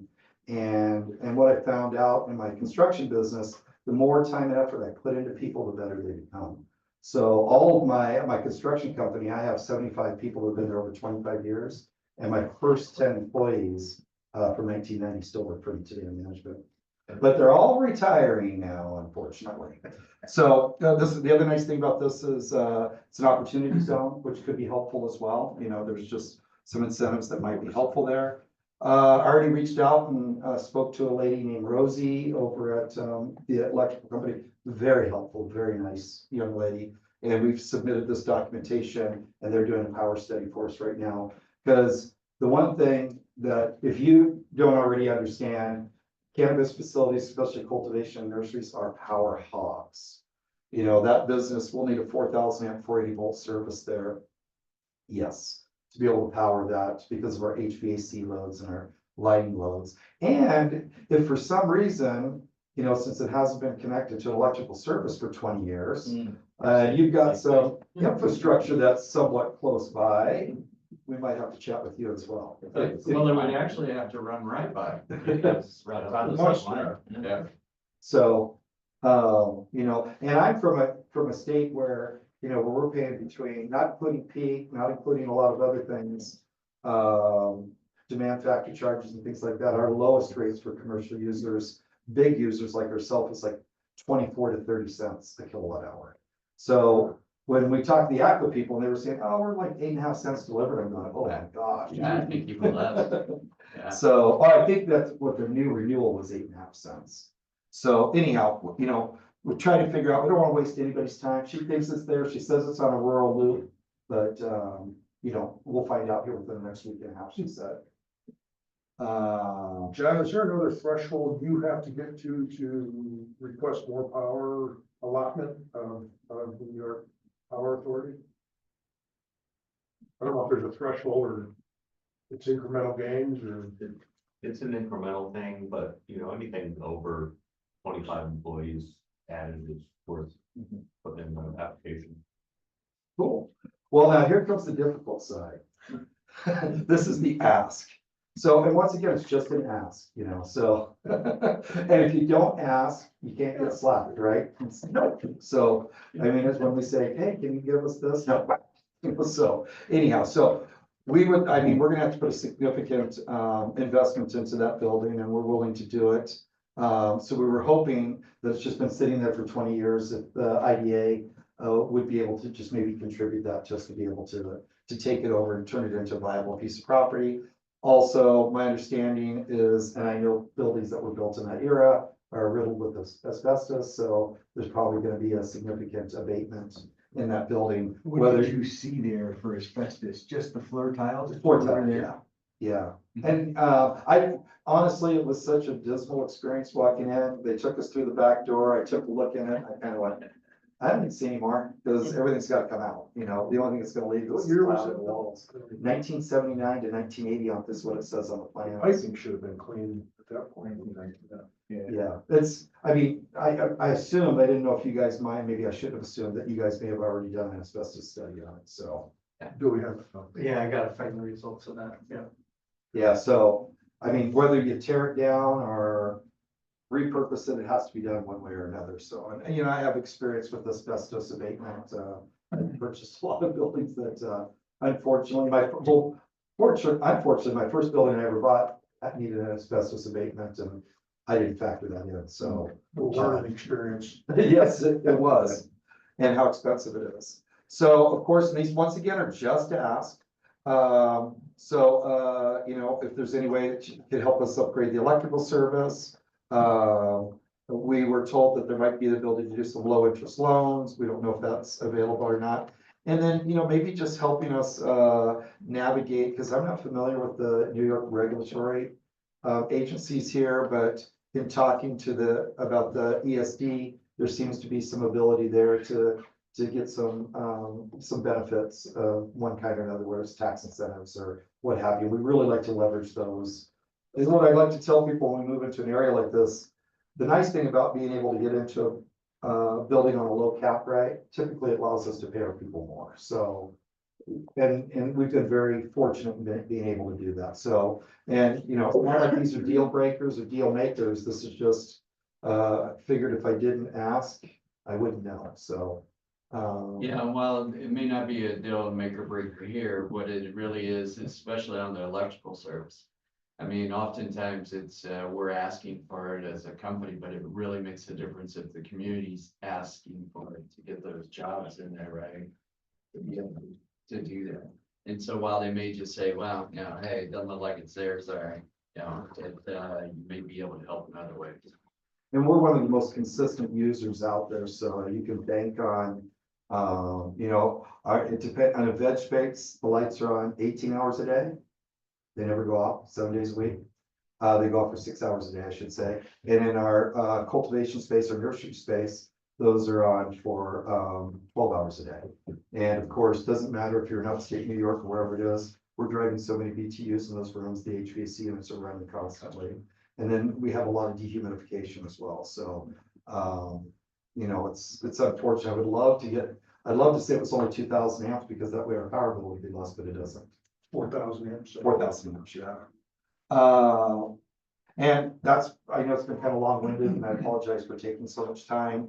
But, once again, just want to thank you all for taking time to listen to us and, Bill, I don't know what your take on cannabis is or anything else. So, hopefully it's something you guys, can support and get behind and, we can become a valuable asset of Delaware County and Sydney and, become a large employer as well, which, the nice thing about cannabis is to do it properly. It's not, you can't, bless you, it's not automated. I mean, I would love to bring automation into it, but it is such, especially in tissue culture. And this is a shout out to women because I would love to be able to do this. In our tissue culture facility, we're working with plant material and node material that is so small. And I can tell you, we'd love to hire some men, but all of our technicians are women because they have the patience, they have the dexterity, and I wish I could do it. I've tried, I'm so horrible at it. But, so that, in these types of facilities, it's a lot of men and women working in them too, so it's not like this is a man's job or a woman's job, it's just a hardworking person's opportunity to go to work, so, and that's one of the things I like about it, and see the same thing coming in construction, with a lot of them coming in construction, which is fantastic. All right, just a quick question. So, you'll purchase 135, the property would be owned by one entity, Correct. leased to Finest or leased to a different operating company? So basically, all of our assets for our cannabis companies, we have like 19 licensed facilities. So they're all owned by a company that's called GCI Green Capital Investments, which is a holding company for all of our assets. So it's basically a non-leaf touching business. And then it signs a lease with our operating companies. So, I mean, it's basically, it's just a way to Right. No, yeah, no. create banking. And it would just be an operating company under the Finest umbrella, maybe not known by Finest, right? Oh, it would be Finest, but the brand has a lot of weight, like Stizzy, so it would be we would probably, like call it Finest New York or something like that. You may actually have other tenants in there also. You're just trying to figure out the layers, Glenn? Yes. Yeah, basically, so GCI owns all of Finest cannabis assets, and there's a whole bunch of companies under Finest. We've got Dub Plates, we've got Starts, we've got all kinds of companies, but the common theme of that is they're all owned by GCI, 100% shareholder. Yeah. So it's not far, and I'm the licensee, and I'm also the only shareholder or member in GCI, so it's not hard to get to me. So, Right, and the operating company would be the one seeking the license? that's correct, yes. Okay, and are they still giving out licenses? I don't know. To be No. honest. No, well. Or you have access to a license? That's You right. Purchase. And Good so purchase. we're in the process of also trying to get that license. Mhm. And our goal here is, because we don't need all 58,000 square feet. I don't know the exact square footage of that building. It looks like it's about 58,000. It's not on the plans I have. I'm sorry? That's what it was supposed to be. so- Okay. Yeah. Yeah, I really can't tell by looking at the drawings, because they're old blueprints, that I've worked on worse than that one. Right? So, but, I lost my train of thought on that.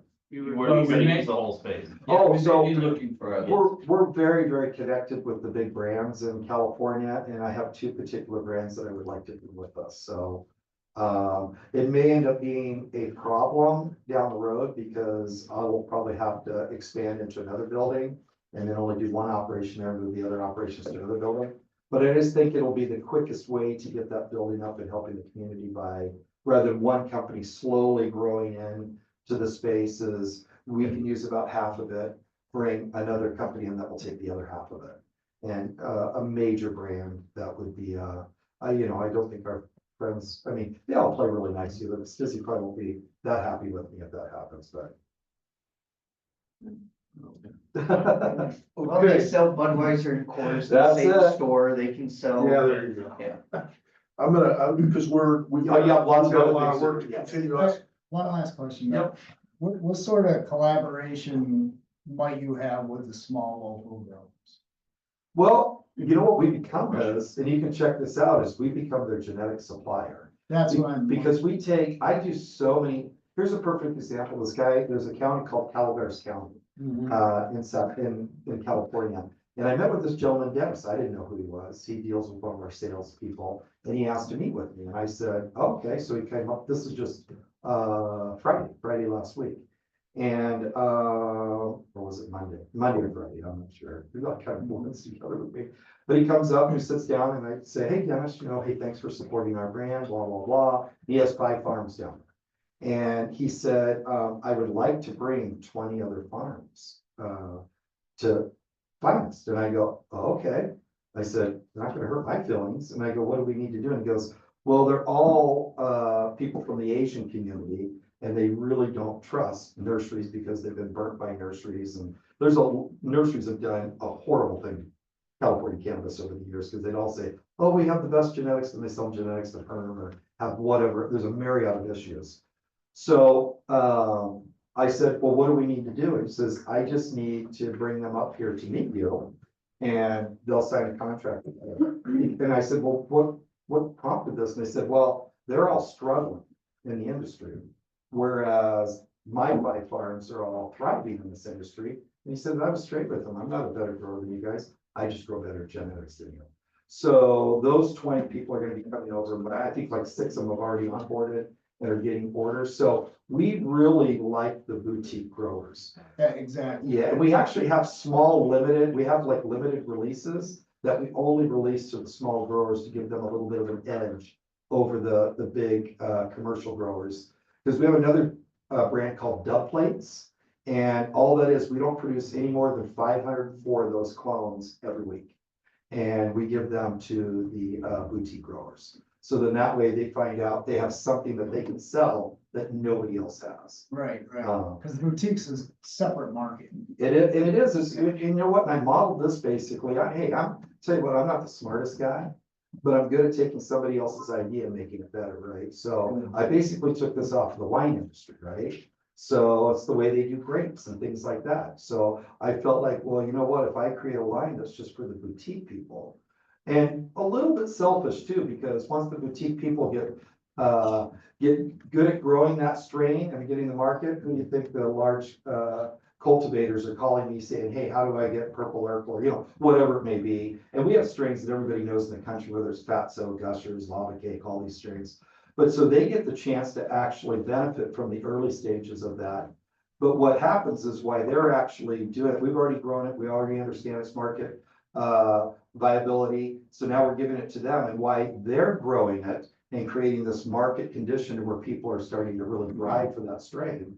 We're taking it through tissue culture. Once it goes through tissue culture, we tell them you get off that strain, because now we're selling hundreds of thousands of cuts to the big growers. So it really gives them an advantage over the large commercial folks, because they get access to stuff that we're not going to sell to the large store. Well, even if I could sell it to them, 504 clones does nothing for them, right? They would go, what do you want me to do with that?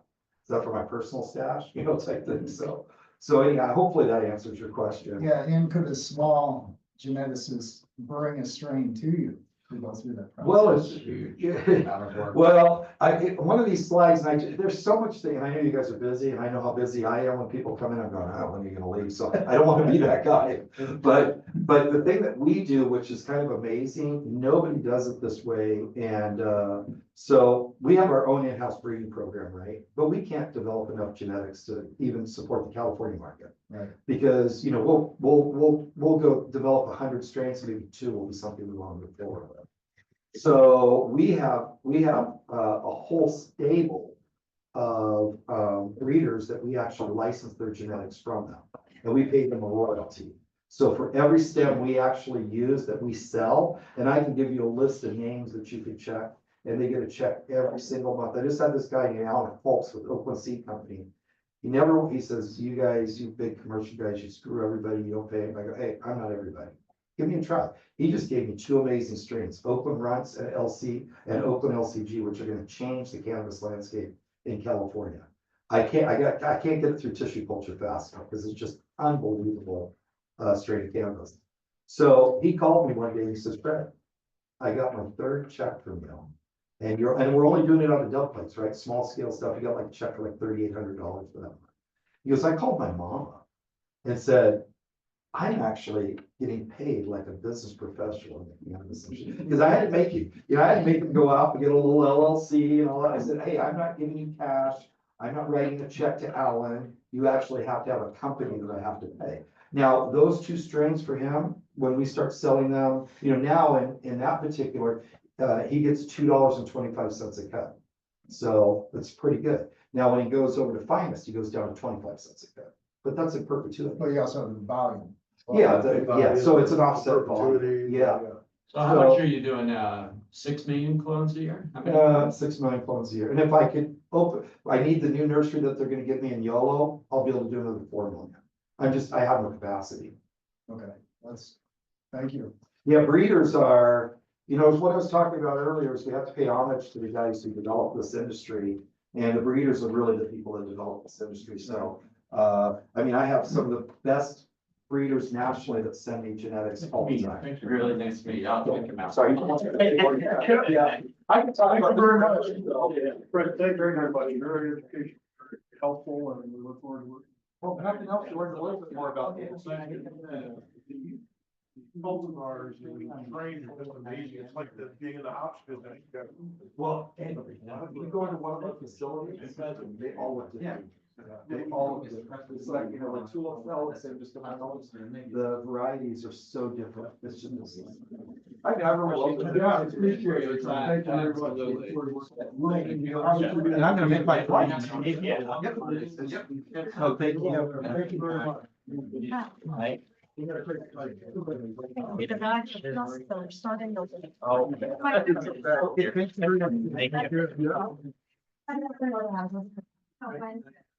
And Yeah. that's all off my brain. Oh, yeah, I don't know, guys. Thank you. Appreciate it. Very good. Very informative. Good to see you again. Yeah. Site, correct me if I'm wrong. Site. Thank you very much. Sorry to be interrupted. Appreciate it.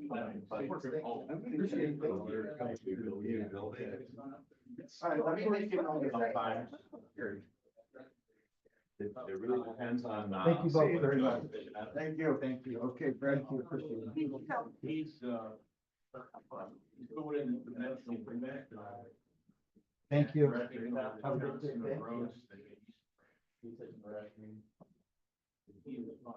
And this makes Glenn's little rinker deal rinky. Yeah. Guys from Orange. He's a great. We've already done If you some good can't stuff make for money, it, but we sent he's everybody. a great guy. Power. He makes money, he just doesn't claim it. Sorry. Nice to meet you. If you're. Yeah, I'll put also feel on the Aiden minor.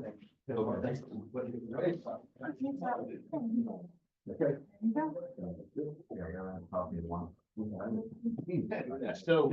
All right, thanks, John. Appreciate it. Yeah, The I'll follow actual up with that building soon isn't about being Wednesday. developed by these guys. Somebody else is buying the actual building. It's, yeah. Oh, you're fine. Okay, yeah, whatever you're interested in. Buying that building and then selling it again. Hang in there, Florida. Scouts comes out.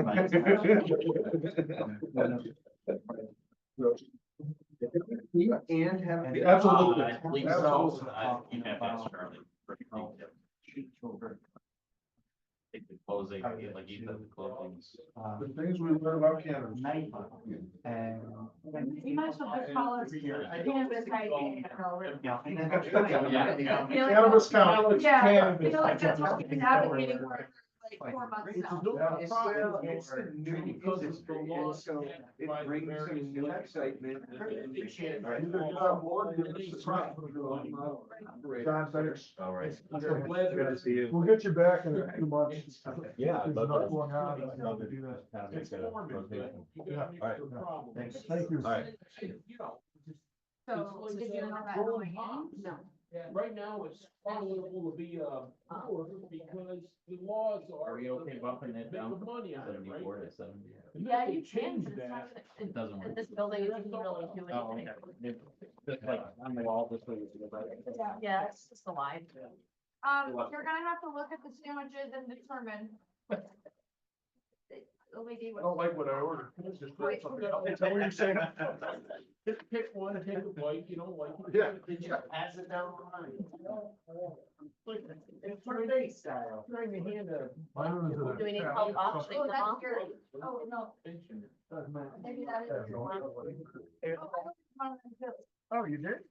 One on a garlic? I don't know if I ordered it. Well, I don't know. Okay, I have a salt bagel with tuna fish. That's one. That's Glenn. Glenn, Oh, I got yours on a white bread.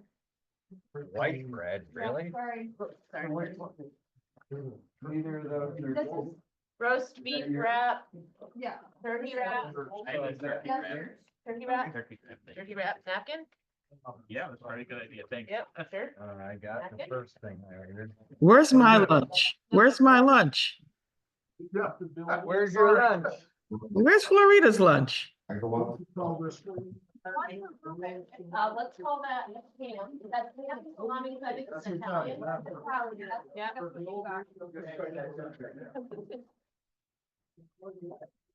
Diet soda, gotta keep going. And then there's a hot sandwich. That's Sean. Well, it wants to be. It wants to be. That's how I like it. Yeah. Oh, good. They have a snack. So roast beef. Roast beef, no one got roast beef? No, I'm good, I'm not. RV. Well, to be honest, it's not. No, I had a roast beef with Yep, okay. And the diet soda. I've got Snapple lemon tea. Good. Pepsi. Labs that have a and that for areas. Oh, yeah. You know, even people that think it's. Hey, How are we gonna fly around? Okay, yeah. So, So, So we should start with introducing the new staff member. yeah, okay, yeah. Since she told me the other day. yeah. Okay, Sophie, Sophia, sorry, Wow. I always say Sophie. Anyone else need a Snapple lemon or a diet soda? Probably love either. Either. Okay, so can you introduce yourself? Sure. All right. Hello, everyone. I'm Sophia Fico. I just started February 3rd with economic development. My title is economic development specialist with a focus on portfolio. How's that? Excellent. You may call me Sophia. I respond to Soph and Sophie. I won't be offended by any She of those, prefers Sophia. but Sophia is what's on the certificate. I know that. He came from the planning department.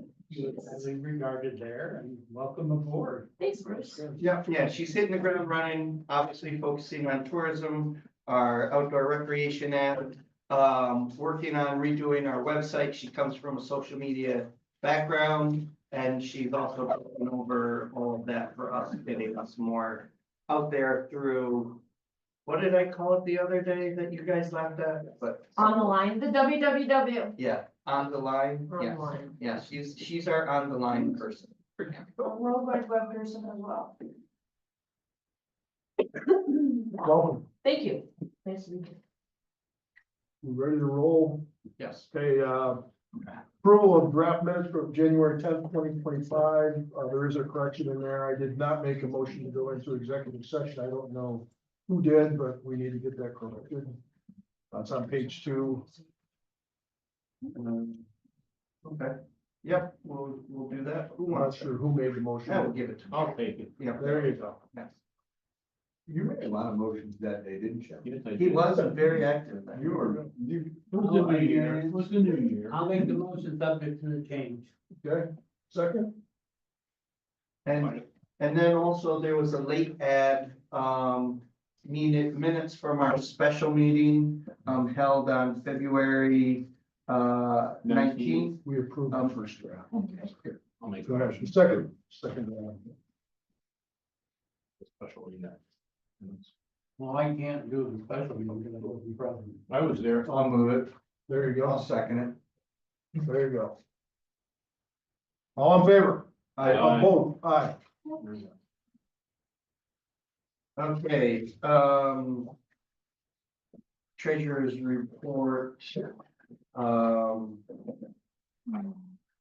Glenn, Yeah, should we still be recording? Yeah. Okay. yep. License. Okay.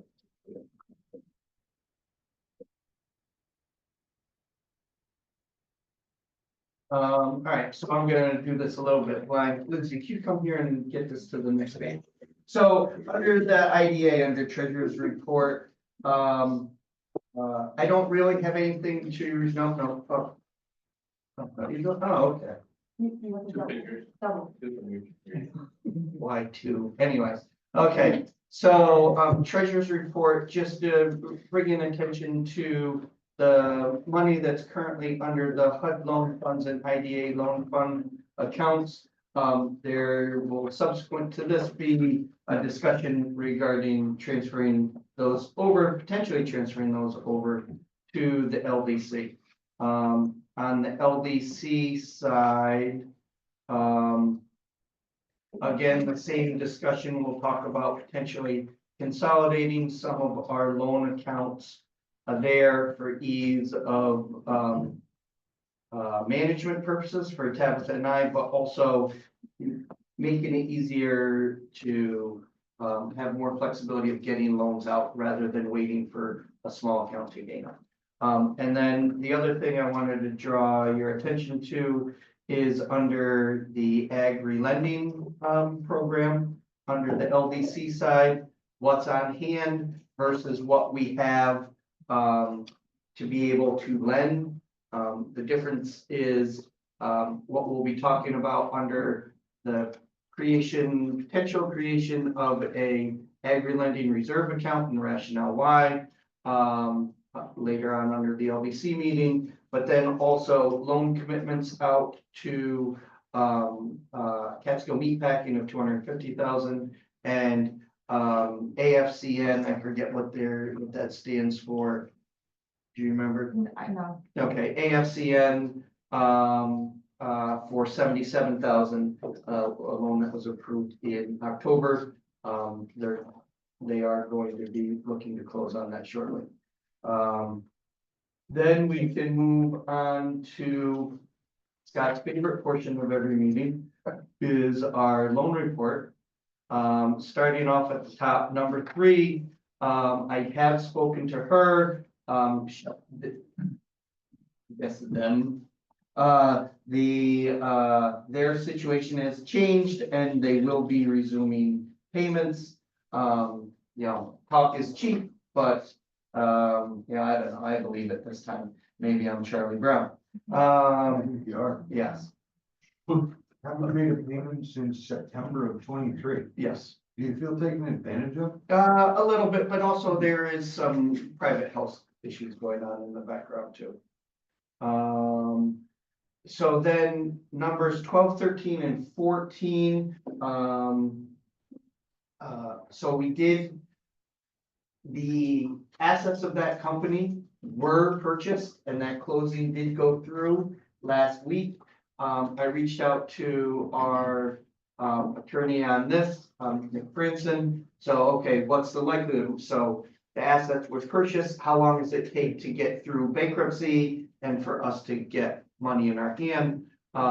The intention is from every side still, or at least the perception is from every side still, that we will be made whole on our full amount of outstanding loan balances for those 3. Number 15, I asked our attorney for this one, Carly, well, not officially, not publicly, is just back from her maternity leave. And so I asked her for an update on that. She's going to be looking into it. Numbers 18, 21 are going to Nick, our collections attorney, for him to move on those. He actually is familiar with both of those borrowers, and so he thinks he can make some changes there. Number 27, Tabitha reached out. So last week, was it Lindsay, or the week before? Lindsay, Tabitha, and I went 2 weeks ago. 2 weeks ago through our delinquent list and divvied them up and tried to make some progress on each of them. So 27, I didn't recognize that name, but it's been on the books for 2 years. yeah, they're in Margaretville. Yeah. Oh, that was that little tiny place they expanded. Yeah. Okay. Yeah, So was this a winter doldrum? I think this is a winter doldrum issue. Yeah. Because that's kind of the theme when we looked at. Yes, you'll see some more LDC. that are coming up Right. that are winter doldrum issues.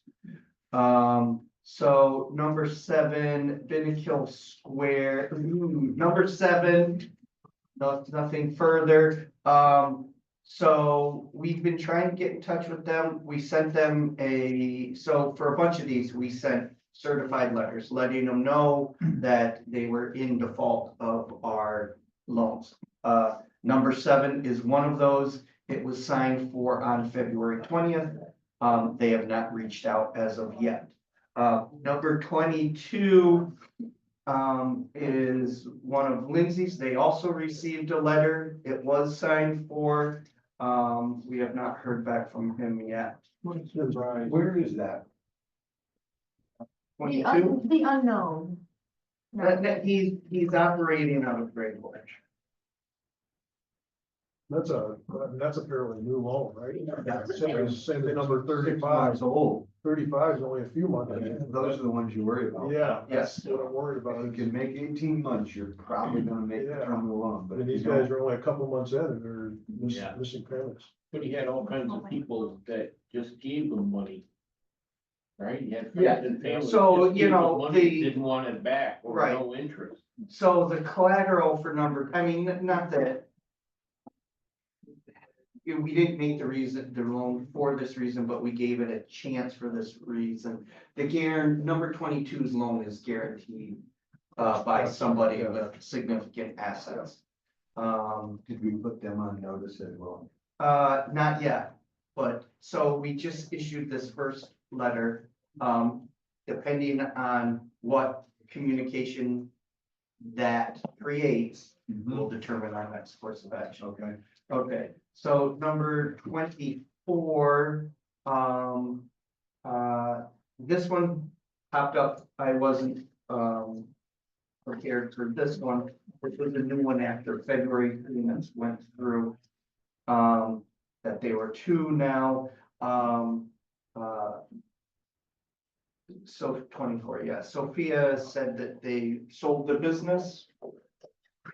Which one? This is, 24? Yes, this is in Rochester. Yeah, Yeah, so they sold their business, our collateral on. they this sold is- their building. I don't know about. They the sold business. their business building. Yeah, yeah. Our collateral is the first mortgage on their personal residence. Oh. So now that they've got to 2, we will reach out to them, but Tabitha did call yesterday, but we haven't even really started any process with them. I would like to discuss 25 and Well, 26. before we go there, 24, the balance is higher than the original balance. Yes. Is that a deferment or is that a? They came back and got a subsequent loan. Okay. Yeah, We need this. yeah, I know, we talked about that, yes, I will. Yes, because we have several of those, I think most of them were addressed. Like 27 is the same way, starts out at 46, Yes. 60, right, got current, but 61 Yes. 9. Original balance, add the 2 of them together, and that's what we ended up doing. Okay, good. All right. 25 and 26, that was a problem on our sheet for quite a while. Reached out to the owner, but also reached out to the guarantor. We came to a settlement agreement. The business owner is going to, resume making payments, starting March, moving forward on an agreed to basis. He's gonna be paying off the past due balance, which was 27,000 and change. The guarantor is going to assume responsibility for the current portion of the balance, which is the others at 49 and 41,000, 42. Yeah, okay, yeah, Tab's got the numbers there. Yeah, the guarantor is going to assume responsibility for the current balance, the 42, moving forward, making the payments listed there, the 2140 on a monthly basis, starting March 1st. And So to keep all of us straight, let's make like line 25 and after it, guarantor and 26 primary. okay, And that way we'll be able to. know the difference. Right. Yeah. And so that's in theory how things are gonna move forward. The guarantor disclosed that, he'd been actually sending the loan payments to the borrower's account for the last 18 months. and was a little bit surprised and disappointed to hear Okay. that those funds were not then made available to us. Yeah, and so, yeah. And so the guarantor also fully understands that, He's a guarantor on the whole thing. he's the guarantor on the whole thing, and that if the borrower does not good on the past due balance, which I believe he's got 16 months to pay off. That then he's back on the hook for that. And as part of that process, we also had the borrower sign a confession of default. So if there is a singleness at any time, we no longer have to notify him of default like we did with the certified letters for some of these others. We can just move right ahead, which unfortunately means I just gotta pick up the phone and call the guarantor and be like, guess what? Sorry. Yeah, exactly. Be careful next time. What's that? And be careful next time. Yeah, exactly. But so, you know, he's like, yeah, he's disappointed, blah, blah, blah. This was gonna be a partnership. He's kind of absorbed that. So he's using the equipment that our loan funds went to purchase in his the guarantor in his business. Anyway, he just wasn't anticipating that having to pay for it. Yeah. Yeah. So number 31, this is a winter doldrums. They called Tabitha this week to let them know, sorry, you know, we will do a double pay in March and we'll get caught up.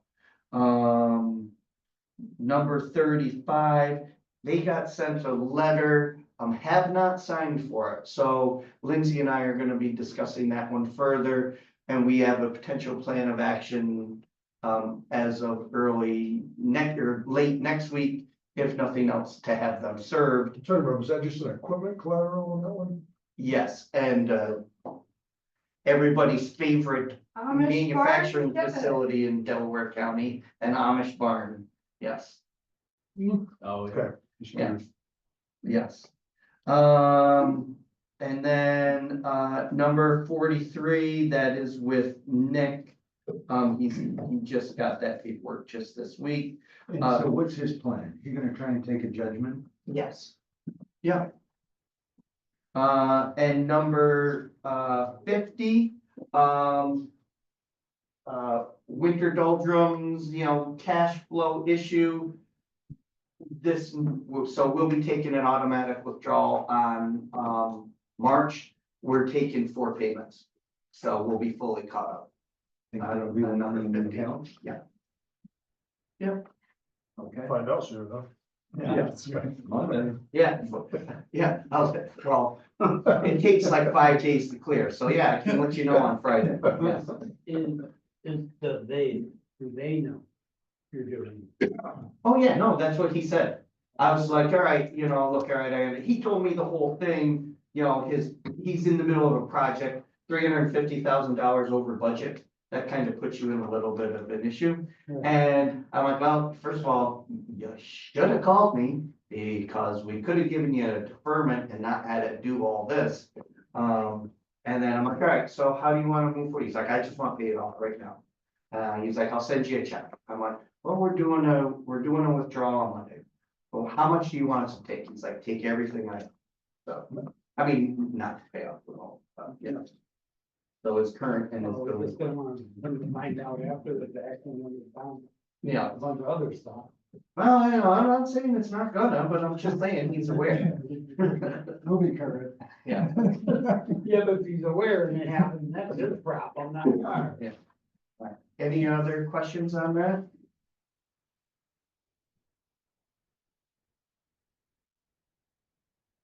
Is there anything else with the treasurer's loan report invoices or No? thing of that? I'll move to approve as you, Make adjustments. Adjust according to discussions. accordingly, yes. With your plentiful excuses. Excuses, wow, okay. Can we have a second? I'll say. Would you just say explanation? Those in favor? Rationale, Aye. Transition program. okay. Not that I'm trying to push it. Yeah, no, we do need to push it along, absolutely. Read it?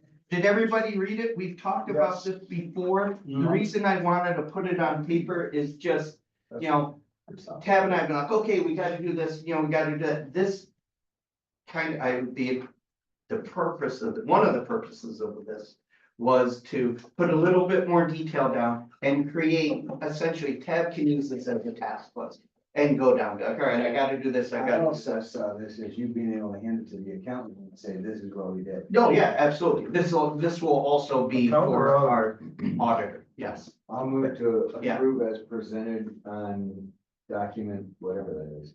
IDA LDC loan program transition. And all 4 resolutions? Yes. Okay. I'll second. I'm sorry. In favor? Aye. I do like that. That was very good. Project updates, just in the sake of time. I've got one I might discuss later, but for this one, everything went good with the Hayden mining closing. Both are loan to them, as well as the pilot agreement. It got very contentious for a while, but everything went through smoothly. Everybody's got their money. We got a key, Who's part of it contentious on? Walter and our attorney. Oh, well, attorneys have to do that. Exactly. I was gonna say, Absolutely. I wouldn't expect otherwise. Yes. There are some Yeah. egos. in Let me just say, everybody's fee was rationalized. Yeah. And they, Yes. and they accepted my request. Yes. That's a good one. Yeah. That's a good one. Oh, and Soph is gonna do a big story on that in our quarterly newsletter that comes up, right? Yep. Yeah. You didn't say which quarter, but Yeah, one of them. yeah. You notice most people here just keep saying, yeah, yeah, yeah. Also, we got approved for camera under the. Oh, yes, okay, IDA. yes. So that can. There was the camera approval for us. To purchase that, which will be reimbursed through the department budget, but I'll So say- you just want a resolution to do that? Yes. Approval. I make a motion or I'll second it, whatever. That was, yeah. All in favor? Aye. Go shopping. Thank you. I see great opportunity to promote the county and the IDA and economic development and everything through this. Yes, and we need Through the pictures lens to of do a that. new. And, Wonderful. Yes. Yeah. and that's fantastic because I've argued for that from day one. In every committee I've been, we don't do that. Which will Self-promotion. be down the road asking everybody to stand and smile and hold still and take a photo during closing. Good luck with that. Which is the most challenging part. We're working on Glenn, so you know, I down gave those. you a good picture today. Get a You're gonna have to edit it in every- Yeah, okay, moving on. Okay, so we could adjourn the idea. Yep. We are ready to Oh, adjourn. motion to adjourn the IDA. Second. All in favor? Aye. Open the LDC meeting. Motion to approve the minute. Second. All in favor? Aye. Motion to approve the treasurer's report invoices and loan reports as presented. Second. Favor? Aye. Okay, then we're on to the agri lending reserve account. So I have not confirmed that we have come to an agreement, but at some point, I believe we are gonna have to pay back. So I would like to start did everybody read this? Yes. Yeah,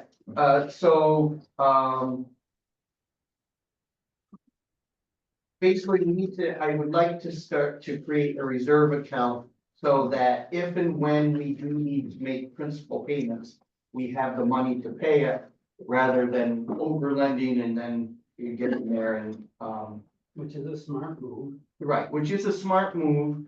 You know, they don't necessarily need to know that I've set this up and I can just show them the balance of that and continue to use that for hopefully future deferments, but at some point, I'm gonna have to do it. So I'd like to do that. create that, this is what it would be funded by, how and when, how frequently. And then the principal repayment schedule is down below. This is contingent on them approving, my extensions, which What do? Do we just take like what they loan us and then we just portion on part of it? I mean, is that what you're doing? no, so I haven't done that. Mostly, so this program is failing across the state because they didn't give you enough time to repay the money. So a lot of counties have done that and they're just like, all right, we're not making it, we just need to use all this money. So Are you we're creating putting it all out. like a sinking fund? Yeah. Yes, yes, so. Yes, Yes, you're paying the bond. what we have to, yes, Creating, exactly. okay. Yep, and then we'll use that to pay it off, and just with, I had to go through this process. I didn't provide the whole spreadsheet in order to justify our extension. Prove to them that if they gave me this, I had a plan that would create a sustainable fund and pay them back. And so these are, the annual payment and the percentage. That was based on what our real life returns are, and then, forecasting future loans and repayments and blah, blah, blah. This is what it came out to be fairly comfortable with. So we need a motion to approve it. Really, just for me to open an account, that's really what the approval is. So moved. Second. Yeah, and then make those transfers on an ongoing. Favor? Yeah. Aye.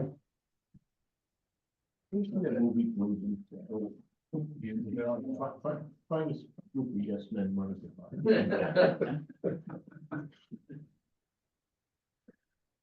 Okay, so then, all right, Lindsay, how are you? Second. All in favor? Aye. Okay. Not a big deal. Yes. Yes. Okay, so which is the first one we're at? Chuck Ingram. Chuck Ingram, yeah. Okay. Oh, are we allowed? to I do did that? make a motion on that. Yeah. Motion for the Chuck Ingram loan modification For the with bank. these, Yeah, per the conditions. per the conditions identified. I'll make a motion. Second. All in favor? Aye. Aye. Bowling alley. I'll make that motion with the conditions we put on it.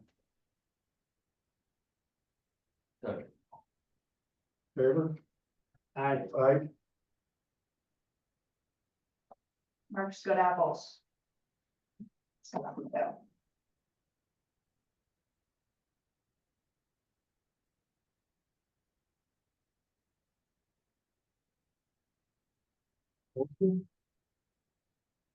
Yeah, I'll make that motion. I'll second it. All in favor? We skipped over SBD. Never been, per the agenda or per, For the agenda. excuse me, Do you have something else for SBD? no. Okay. So let's go back to SBD Holdings, Hospitality, sorry. With the loan modification. I'll make that motion. I'll second Those in favor? Ah, Aye. got everybody on the list now. Everybody's responsible. Yeah. it. I kind of felt like it was my turn, actually. East Branch Holdings. That was a motion to table. Motion to table, please. Second. All in favor?